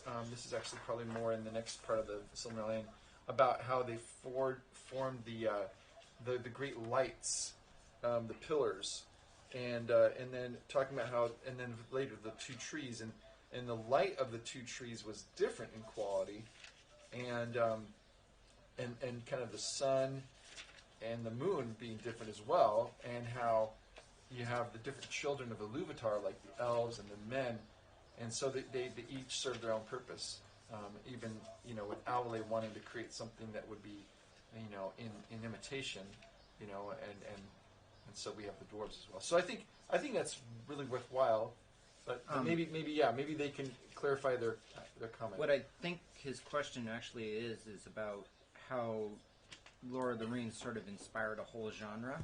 So there's a lot of people who just rip it out whole and insert like a plug and play thing to tell their own story. There's other people that make tweaks to it. There's other people who use it as a basis to develop their own rich worlds. And it's a whole spectrum from people who are just exploiting to people who are actually putting some effort and using it to inspire them in their own imaginations. There's a difference between innovation and just like, they say Stealing. that. Yeah, stealing. Yeah. Exploiting is the word I was going to use. So, any Yes, comments? further comment. Odd Glorfindel says, I was talking about things like the similarity. So between things like the One Ring to Sauron and the Horcruxes to Voldemort. And Lextruck says, Tolkien did not invent a life being tied to an object, though. There is that one dude with the painting, for instance. Oh, Dorian Gray. Dorian Gray, yeah. Yeah, I think it's an old theme. You see it going way back into the Mabinogian Tolkien was open that Welsh mythology. everything's derivative, and he was deriving from all these sources, and It's was how very convincing happy you about are that. when you do it, I think. Yeah. Yeah. Well, as we've talked about before, his rewrites were often better than the originals. For example, Kullervo from the Kalevala Yes. is his rewrite of it is Turin Turambar in the Silmarillion, and is so much better. The character is yours. He does the exact same things that Kullervo did, except that you feel bad for Turin Turambar, and Kullervo, I'm like, well, yeah, you got what you deserve. You're a jerk. Same thing with the one. Isn't the purpose of those works totally different, though? Well, okay, yeah, the Kalevala was a lot of the moral stories until they was passing on their cultural stuff, but the storytelling. So, for example, George MacDonald. So let's do a little more apples to apples. George MacDonald's the Golden Key versus Tolkien's rewrite with the fairy. Smith and Major. Smith and Woodward, yeah. So that's a more apples to apples comparison, and. I'm drawing a blank when you invoke McDonald. George MacDonald? Yeah. It goes back a few years. We read his, so right here in the Tales Before Tolkien, The Roots of Modern Fantasy, classic stories that inspired the author of Lord of the Rings, edited with commentary by Douglas A. Anderson. You're talking about the story, The Key and The Golden Key. The Golden Key, right? So, by The Children Golden Key Lodge. by George MacDonald. So this is funny. We've talked about it before, but it's kind of funny. On fairy stories, Tolkien wrote that fairy stories might be made a vehicle of mystery. That at least is what George MacDonald attempted, achieving stories of power and beauty when he succeeded, as in The Golden Key, which he called a fairy tale, and even when he partly failed, as in Lilith, which he called a romance. End quote. Tolkien also knew well MacDonald's children's books, The Princess and the Goblin, and The Princess and Curdie, both of which influenced Tolkien's depiction of goblins in The Hobbit. In 1964, Tolkien was asked to contribute a preface to an illustrated edition of The Golden Key. So remember, Tolkien said very nice things about George MacDonald earlier. Right. So now in 1964, they're going to do a reprint, and they've asked him to do a nice preface. So Tolkien was asked to contribute. As Tolkien reread the story, his opinion of MacDonald changed dramatically. And he found the story, quote, ill-written, incoherent, and bad in spite of a few memorable passages, end quote. Tolkien began the preface, but it quickly took on a life of its own, becoming a story whose protagonist, like the boy in the Golden Key, lived near the borders of Faerie. Tolkien called this new story Smith of Wootton Major. It was published in a small book in 1967. Tolkien never went back to the preface, and to an interview in 1965 he said, quote, "I now find that I can't stand George MacDonald's books at any price at all," end quote. To another friend, he called MacDonald an, quote, "old grandmother," end quote, who preached instead of writing. This judgment seems unduly harsh, and a fairer assessment of MacDonald would recognize both his strengths as a writer, e.g. imagination and atmosphere, and his weaknesses, e.g. the tendency towards didacticism. Well, C.S. Lewis said that MacDonald was his grandfather, spiritually, or whatever you want to call it, his mentor, his inspiration, which just shows you the difference between Tolkien and C.S. Lewis, even in the beginning, because here C.S. Lewis holds up MacDonald, and Tolkien is just not capable of. Well, Tolkien did until Tolkien then. initially Until he reread enjoyed it. Well, yes, but then Till apparently 1965. but I matured think or C.S. Lewis something. still had a higher opinion later on in life than Yeah. Tolkien did of MacDonald's work. Sure. Yeah, I think that goes back to just Tolkien's very high expectations of himself and others for internal consistency, and why Yes. he was just absolutely horrified by Lewis writing fantasy stories that included both Father Christmas and Greek satyrs and nymphs and Norse elements, and he's just like, no, this is just wrong. It's not pure. Exactly. So Obviously, he's never seen a Japanese anime. Technically, his lifetime falls before the existence of Yeah, that genre. I know. I'm just joking. Continuing the comments from our viewers. Yes, please. Odd Glorfindel, but both stories are both about destroying them. Lex trucks. So is Dorian Gray's Lex truck. And whoops, come on, YouTube. And pretty much most stories that have that concept. He continues, not saying she didn't copy it from Tolkien, just saying that if you go with ideas being done before, everyone's a copycat. Odd Glorfindel, I guess. Sorry for the bad grammar. When I was an English major, we joked about the difference between plagiarism and research. Right. Plagiarism is from one source. Research is when you copy from many sources. Right, and Tolkien drew from And you mishmash from so many sources that nobody can tell Well, which and one to to make a new Right. soup and say, you know, the soup has many different Yes. Right, you're ingredients, blending but it's things. a new flavor. Right. So, Blender. we have some time left. We could read a little bit more. Yes, let's of do a little bit Valaquenta. more of Valaquenta, Yeah. please. Where were we? We are on Yavanna. On my copy has Avale page and 15. Yavanna, chapter 2. Yeah, Valaquenta. I don't think it's the detailed one on them. It's actually before chapter 1 in the Valaquenta. So Oh, we're Valaquenta still is in the... the Valaquenta, just the early part. And we just read about Aule, so the next one would be Yavanna. You want to have a We were go just there? discussing some of I think we were talking about the poetic, metaphorical Sure. kind of stuff. Okay, You where wanna the have it? spouse of Aule is Yeah. Yavanna. Would you like to giver of Where we read at? it, Corey? We're right there. The spouse of Aule is Yavanna, the giver of fruits. She is the lover of all things that grow in the earth, and all their countless forms she holds in her mind. From the trees like towers in forests long ago, to moss upon stones, or the small and secret things in the mold. In reverence, Yavanna is next to Varda among the queens of the Valar. In form of a woman, she is tall and robed in green, but at times she takes other shapes. Some there are that have seen her standing like a tree under heaven, crowned with the sun, and from all its branches there spilled a golden dew upon the barren earth, and it grew green with corn. But the roots of the tree were in the waters of Omo, and the winds of Manwë spoke in its leaves. And we were talking about how Manwë, the word wind, breath, usually has to do with language, and so here he's speaking into the leaves of the tree here. Which we see later with the elves speaking to the trees and waking them up. Right. Kementari, queen of the earth, she is surnamed in the Eldarin tongue.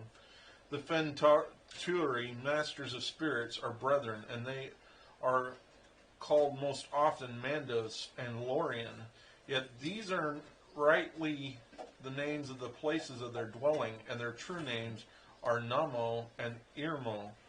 Namo the elder dwells in Mandos, which is westward in Valinor. He is the keeper of the houses of the dead and the summoner of the spirits of the slain. He forgets nothing, and he knows all things that shall be, save only those that lie still in the freedom of Iluvatar. He is the doomsman of the Valar, but he pronounces his dooms and his judgments only at the bidding of Manwë, which is kind of interesting. Because Manwë, he's the authority figure. well, he's the closest one that's to Iluvatar's councils. Are you saying that Manwë is British? No. Huh? I have no idea where that came. Authority Vire figure. is the next one. Vire the Weaver is his spouse, who weaves all things that have been in time into her storied webs, and the halls of Mandos that ever widen as the ages pass are clothed with them. Can I have a turn? Go ahead. Interesting point there. You'll notice that it's the guy's name is not Mandos himself. Those are the halls of Mandos. A lot of times we think of Mandos as his name, but actually it's Namo as his name. Is that kind of like what's the word for underworld in Greek? Oh, Hades. Right. Yeah. Hades. We name it Hades, even Right. though technically. Yeah. Anyways. Yeah. Urmo the Younger is the master of visions and dreams. In Lorien are his gardens in the land of the Valar, and they are the fairest of all places in the world, filled with many spirits. Notice this is not Lorien, which we read about in Middle Earth. Isn't This that is- Lothlorien? Yes, that's correct. So this is an earlier one, which the later one refers to. Este the Gentle, healer of hurts and of weariness, is his spouse. Gray is her raiment, and rest is her gift. She walks not by day, but sleeps upon an island in the tree-shadowed lake of Lorelin. From the fountains of Urmo and Este, all those who dwell in Valinor draw refreshment, and often the Valar come themselves to Lorien, and there find repose and easing of the burden of Arda. Well, isn't which one is it? Oh no, never mind. It's the next one. Yeah. Mightier than Este is Nienna, sister of the Feanturi. She dwells alone. She is acquainted with grief and mourns for every wound that Arda has suffered in the marring of Melkor.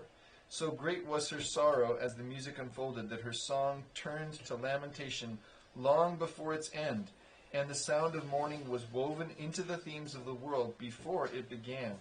But she does not weep for herself, and those who hearken to her learn pity and endurance in hope.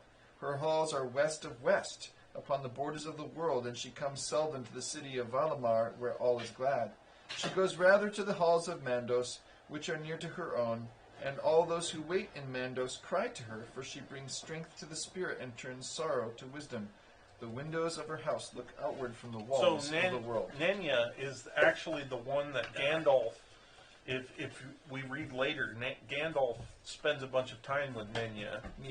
Nienna, and one of the things that I think we learn is it talks about she teaches pity, and I think what it does is that Gandalf learns a kind of humility and pity towards people through his time with her in grief, which is kind of an interesting thing to think about. Mourning somehow produces a Sympathy? a mercy, Yeah. a mercy, Yeah, I guess. that's cool. Greatest in strength and deeds of prowess is Topus, who is surnamed Astelio, which is interesting because I don't think anything else has a surname. Not all of them do, no. The Valiant. He came last to Arda to aid the Valar in the first battles with Melkor. He delights in wrestling and contests of strength, and he rides no steed, for he can outrun all things that go on feet, and he is tireless. His hair and beard are golden, his flesh ruddy. His weapons are his hands. He has little heed for either the past or the future, and is of no avail as a counselor, but is a hearty friend. So he's not there to talk. A man of action. But Man what's of his interesting is it makes me think of debate team. Like, he enjoys a good rigorous fight. He likes not necessarily for beating his opponent. He likes the the fight itself. He's more akin to a soldier than a philosopher. Yeah. Debate team speaks philosopher. No, I'm saying that He likes his to be in the his thick of it. he likes conflict, but he doesn't like conflict for beating the opponent. It's Right. not that kind of thing for him. Like he's a wrestler. I was criticizing the use of debate team as a. Well, let's move on. I think semantics are semantics. I think both of you are saying His the same spouse thing. is Nessa, the sister or Oromi? Orome. Orome? Roommate? The And one she with is the Trump. also light and fleet-footed, I will say. Deer she loves, and they follow her train wherever she goes in the wild, but she can outrun them, swift as an arrow with the wind in her hair. In dancing she delights, and she dances in Valinor on lawns of never-fading green. I remember a character. Lawns of never fading green. Yeah. That Are would we be okay though on this the camera UK. over here? It's fine. That one's not important Okay. right now. Thanks. There was this deity character in the Diamond Throne that was really messing with people. Reminds me of that character. Chris? Arome is a mighty lord. If he is less strong than Tolkas, he is more dreadful in anger, whereas Tolkas laughs ever in sport or in war. And even in the See, that's what I'm saying. Yeah. Tolkien is yeah, Tolkien. yeah. And even in the face of Melkor, he laughed in battles before the elves were born. Arome loved the lands of Middle-earth, and he left them unwillingly and came at last to Valinor. And often of old he passed back east over the mountains and returned with the host to the hills and the plains. He is a hunter of monsters and fell beasts, and he delights in horses and in hounds, and in all trees he loves. For which reason he is called Alderaan, almost a Star Trek name, or a Star Wars name. Sorry, Alderaan. There's no difference between the two And by the Sindar, franchises. Taron, the Lord of Forests. Nahar is the name of his horse, white in the sun and shining silver at night. The Valaroma is the name of the great horn, the sound of which is like the upgoing of the sun in scarlet, or like sheer lightning cleaving the clouds. Above all the horns of his host, it was heard in the woods that Yavanna brought forth in Valinor. For there Orome would train his folk and his beasts for the pursuit of the evil creatures of Melkor. He was the hunter. The spouse of Orome is Vanna, the ever young. She is the younger sister of Yavanna. All flowers spring as she passes and open as she glances upon them, and all birds sing at her coming. You know, This horn ended up in Susan's hands. Oh, that's because they weren't respecting the intellectual property of Middle Earth.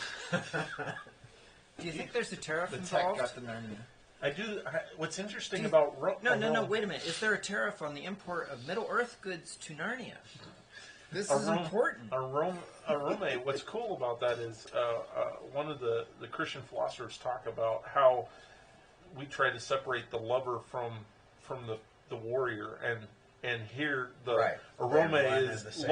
loves Yeah. the earth and is so dreadful because he loves the things of earth, and he wants to take care of the things. What's fascinating about what you just pointed out, if I can make an RPG statement here, is that in the One Ring, your characters have a calling, which is also a very biblical concept. But the idea here is that some are more predisposed towards being a guardian, Right. okay, or warden is what they call it, and I think in some ways that reflects Arome's nature.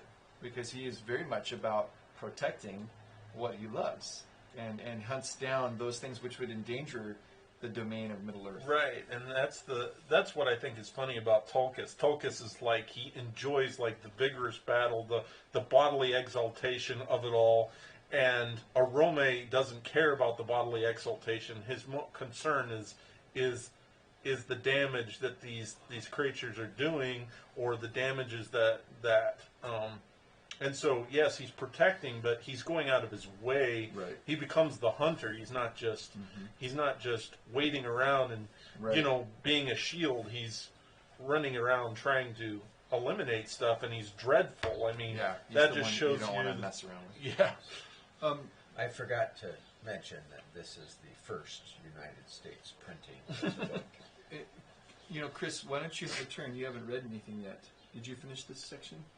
He just read. He just finished Oh, reading. you just did read. He I'm did sorry. read it. You haven't been paying attention. I thought you were reading it. So, Chris, I guess our voices You want me to sound read? similar? I can do the last paragraph here. Well, I was just going to say that we just have one more paragraph here on the Valar. These are the names of the Valar and the Valir. Valar. Valier. Oh, you're right. No, there's two. Valir. That's the females.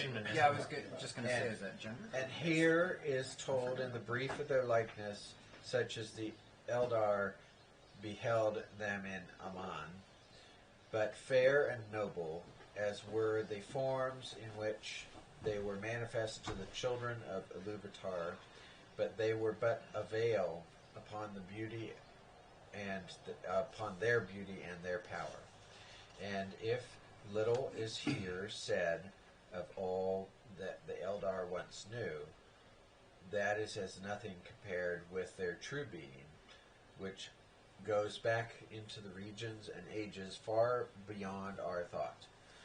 So their human-like appearance is actually a veil, which I think is funny. So, like, what if they actually saw the Valar as they are? I think that would be like Pure death. Like, yeah, Yes. like Which goes back to the elves having a metaphysical appearance and a physical appearance. Yes.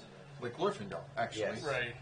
Among the nine were of chief power and reverence, but one is removed from their number, and 8 remain: the Aratar, the high ones of Arda, Manwë, and Varda, Ulmo, Yavanna, and Aule, Mandos, Niena, and Orome. They're like the G8. What? Sorry.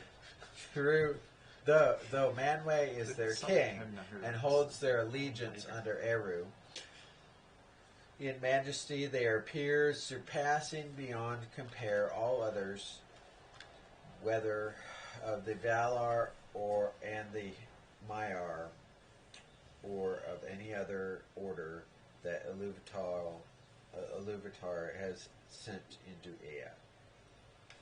Should we get to the Maiar next time? Yeah. Tune in next time for the reading of the Maiar. Comments from the audience. One could, this is from Lex Trucks, one could argue that the elves from Tolkien aren't elves at all. Glorfindel, did you enjoy the Harry Potter books besides that fact? Odd Glorfindel responds, yes, other than the 2 last books, as they felt like they should have been the same story, but I could see a similar story as a spin-off. Lex Trucks. Having objects contain the soul of the main villain is just an easy, good way to make said villain more formidable, because you need to go on a search to find said objects and destroy and use those in order to actually be able to defeat the villain. Glorfindel. Kind of felt like if The Hobbit was also about Frodo, as they are both very different books. Lex Trucks. In other stories, it's just an item capable of defeating said foe, i.e. Excalibur. It's the opposite side of the coin of needing one or more items to defeat the main antagonist. Odd Glorfindel. That makes sense. Cheers for the reply. It's nice when we have Yes. polite commentators. Yes. Lex Trucks. An example from Greek mythology. Perseus used a mirror in order to defeat the Gorgon Medusa. Glorfindel. I hope they don't waste time reading our entire conversation.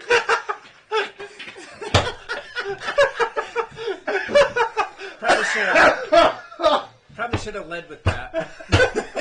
Sorry. Read the last sentence first, right? Well, it's not the last sentence. But I thought their points are valid. I thought these are all things that you guys would want to comment on. I hope they don't waste time reading our entire conversation.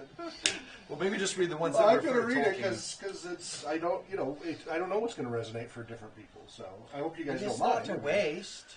Not at all. This is as if you were here and part of the conversation, which is what we want you here for. So. We gladly Lex waste our Trucks. time on Not your the best conversation. God items have been used to death. Using the opposite is also cliche. In the end, there are very few ways to portray a dangerous, seemingly unbeatable foe and deliver a way to have them be defeated.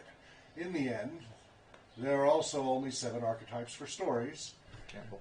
Personally, I felt like, I felt like HP stands well enough on its own, so Harry Potter, and gave a nice twist to the soul item concept, but the target audience of both series are completely different. And he does hashtag tangent over. And Glorfindel, I wish we could write in Elvish on YouTube. And Lex Truck says you can just romanticize the words. Glorfindel, can we hunt down Tauriel and the goblins from The Hobbit to make it at least a little better? What? Hunt down. I think that's what he's saying. Killing off Can we hunt Tauriel? down Tauriel and the goblins from The Hobbit to make it The at least a shoehorn little love better? story, but that was the best part of the hot. The goblins, because Tolkien said that orcs and goblins were supposed to be the same race. No. Lex Trucks, I just remembered another Horcrux-like item. In Pirates of the Caribbean, Davy Jones' heart is a similar example. Yes. Yes. Glorfindel. Wasn't there a guy whose hair got cut and lost his strength? Yeah, that would be Samson. Samson. Yeah, in the Bible. Glorfindel. His golden hair, that's funny because Glorfindel means golden hair. Lex Trucks Samson, yes.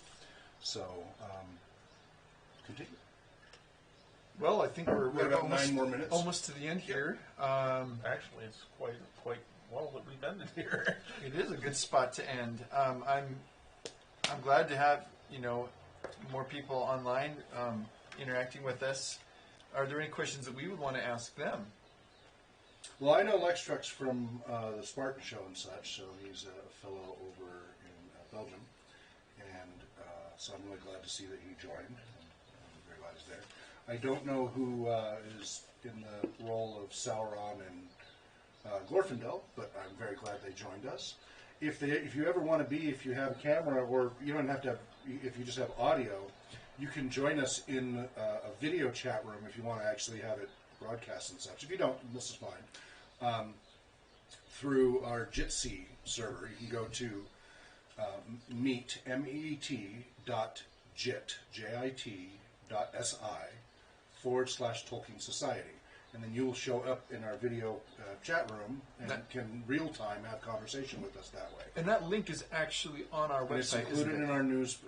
Every time we post a reminder, that link is now included. So you can just go to the news section of TolkienScholars.org and you go to click that link. It loads the web browser. If you're on a phone, there's a phone app that you can connect with. And actually, if you're in the United States, there's a phone number you can call in to join the meeting. So it's a nice multimedia conferencing solution, and it's open source and free. But this is fine too. If you just want to do it through text, we will gladly read your entire conversation, unless you say don't do it. But you need to preface it with say, don't read out loud the following.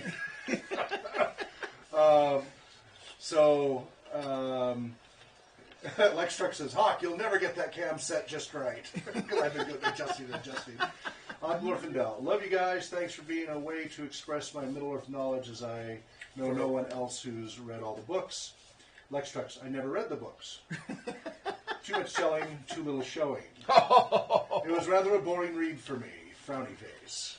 Ooh, that's okay. We welcome all levels of interest. it's like Forever niggling. it's like we were talking with about the the. cameras. Yes, forever digging with camera. Yes. What's that? It was like we were talking about with the slow start. Does he realize that he's insulting the people that translated the movies? I mean, the books into movies, because the person who has to read the material in order to Right. Well, that all I depends. thought- We can always say, well, great. Some people are really good at that. Let them do it. And I don't think it's an insult at all. I think it's just personal Oh, okay. preference. I'm sorry. Everyone's Maybe I different taste. misunderstood No, it's the way okay. it was. I do think I one thought thing we were using Peter Jackson's name as an insult. we Okay. we look Sort of over. pejorative. What's the term from Pirates of Penzance? We look over that.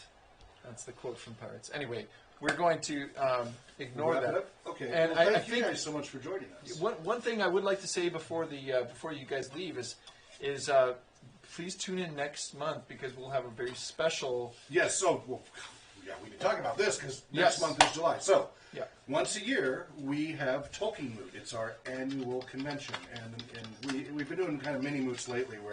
So we used to do 3-day events. Right now we're down to 1. We're hoping next year we've got enough volunteers that will be trained up that we'll go back to 3 days next year. If all goes well with funding and everything else. But we're going to do another mini moot. So it's Saturday, normal schedule, except it's all day Saturday. But we will broadcast from here, from Tolkien Moot 14. Hopefully we'll have Michael Martinez join us as well, the published author and Tolkien scholar Michael Martinez. He's always been a wonderful addition. He's actually going to be here, not. No, he'll remote in. Oh, he'll remote in. Yeah, he now has he lives come a far number of away. times in person, but he's now lives in Georgia. I really want. I do want to meet him one of these times when Which when we Georgia? do. I think when we go back to 3 days, we It's can worth start it for bringing him. guests here again. It's Okay. not worth it to them to come For for one 1 day. day. Right. But we had like Thomas Berwinski from Germany. We had all kinds of Professor Chris Seaman, the Elvish singer Ratea. We had all kinds of special guests over Elvish? in 3 days. Yeah, she's awesome, beautiful voice. Look up Ratea. It's How- how they're spelled backwards. How did we? Awesome. How did we? Oh! She sings in Elvish words. She sings in Elvish. Oh, and okay. She's awesome. When you said Elvish Beautiful singer, I voice. was thinking, where did you drag up an elf? Yeah, we have a lot Where of did you get these We have a elves? lot of them in Las Vegas. They have sequin jumpsuits. But yeah, Ratea's awesome.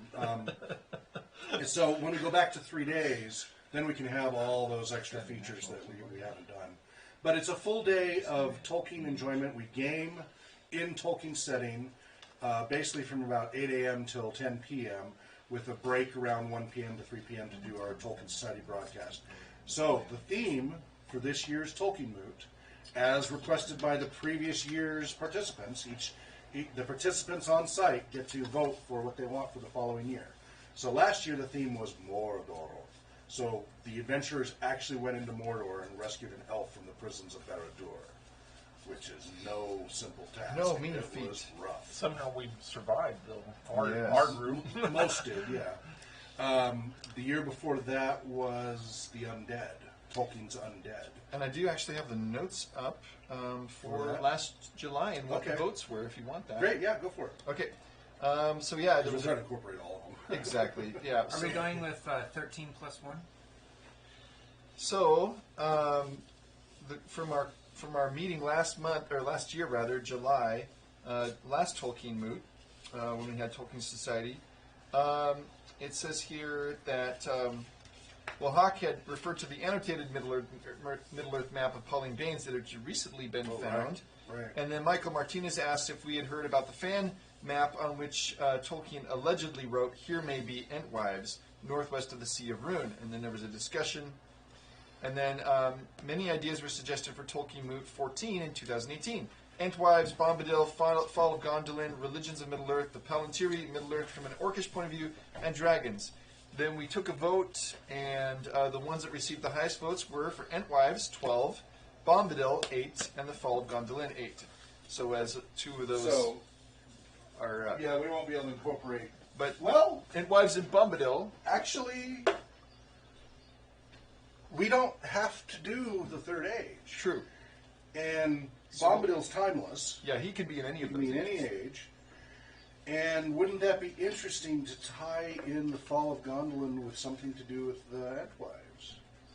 So we'll get back to you on that. But the key theme this year is the Entwines. Yes.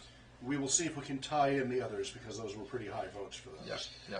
I'm we always sorry. try I'm to trying to include understand. Like Bombadil is obviously. Please tell me we're talking about he's a character that we the players interact with, not like he's going on an adventure because I don't think that quite works no, out. It would be a non-player character you would interact with. And really, whether or not he comes with the party or not, who knows? I think that's he's up to really Bombadil. secretly Tolkien because he's just forgotten his Valinor, but he laughs all the time.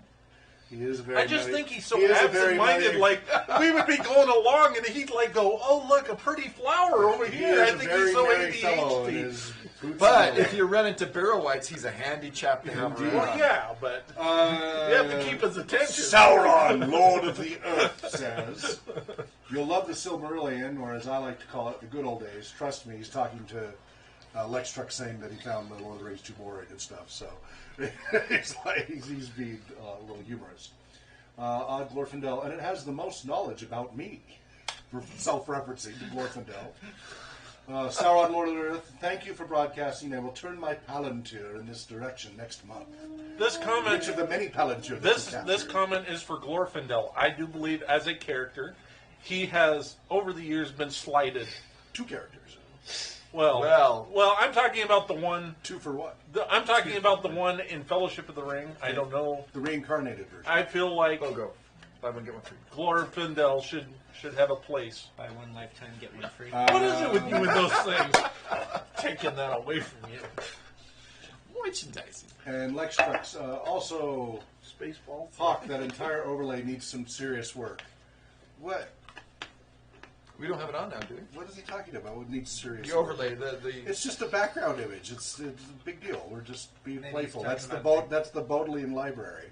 So Tolkien reference. We like to reach into our pocket Don't- dimension. Don't worry about it. This is yeah, when that we even have one is a huge jump up. So yeah. If anybody wants to we're not donate here $1 for million the for technical our criticism. technical background, that's great. on Glorfindel, and I shall die so I can return to the Grey Havens for some Wi-Fi so I can watch the stream. Lex Trucks, odd Glorfindel, or you could get a better provider and have a better 4G, 5G network available to you. Not where I am. Rolling it out in my neighborhood. But my house in Gondolin was destroyed. Lex Trucks. That's the great thing about a mobile data plan. You don't need a home. But you do need a decent tower nearby. 2 towers. Glorfindel. But after a Balrog killed me, when I killed it, Gothmog destroyed my phone. Lex Trucks. That big text on the screen is just horrible. Well, tough. It's I just a don't care. Palantir. Can you imagine poor Just a Saruman? Can you imagine Palantir. poor Saruman doing maintenance on the tower? You know, he's up there. Man, I can't get the satellite up right. I'm pretty sure Verizon is. Here is doing that text everywhere. Didn't Sauron source all his maintenance through his ring? See, Saruman. remember that Talking Hawk. about Saruman. Remember that Hawk has been a game master for years, so you don't want to poke the GM too much. So we will be back again. Let's see. So that's going to be what, July? So Tolkien Week's July 21st. We'll be back again 1 p.m. We'll actually be broadcasting whoever's at this table all through Tolkien Moot. So from about 8:30 a.m. on till 10 p.m. we'll be streaming the whole time. Now that will probably be over our Twitch channel because that's gaming. And then we might cut away to YouTube for our normal Tolkien Society meeting or something like that. We'll see. But yeah, we'll be back in a month. So 3rd Saturday every month. Thank you guys so much for participating and joining. So that's July. Let's see here. It's going to be the 21st, 3rd Saturday. Yep. So funny how it works out. 21st, exactly 3 Now, sevens. in August, I'll probably, you guys will need, want to broadcast. I'll actually be on the road. I'll be doing the Great Western Tour of RPG Research, RPG Trailer, all the way down to San Diego and Tucson, all the way back. So I'll be on the road broadcasting remotely, but we'll still do something. We'll just join you in San Diego. We might do something a little bit different. Yep. Maybe a Tolkien picnic or something. Who knows? Yeah. All right. Well, thank you, everybody. I'm glad everybody could make it, and welcome to the new studio. We're still getting things set up, but how do you guys like this setup compared to the basement? More air. Yeah, I like it. I like it because Even there's more room for people to join and still be part of the whole thing. Yep. I like that. it's clever that you try and make sure that we have a background to hide the rest of the room. Right. Well, and I can slide it because normally we do our RPG research and game sessions from here. So normally I get all the game books out, but I just figured for the Bodleian Library it'd be appropriate. It does it'd be look appropriate nice. for It Tolkien. is pretty So, cool. Despite whatever people being picky about technical stuff, I'm like, come on. Darn Twitch people. Poking fun at you. All right. Thank you guys so much. Wherever you may be well. Namarie. Which is Quenya, so it doesn't just not only used by the Noldor. Just to point that out. The Marie. Bye for now. Bye-bye.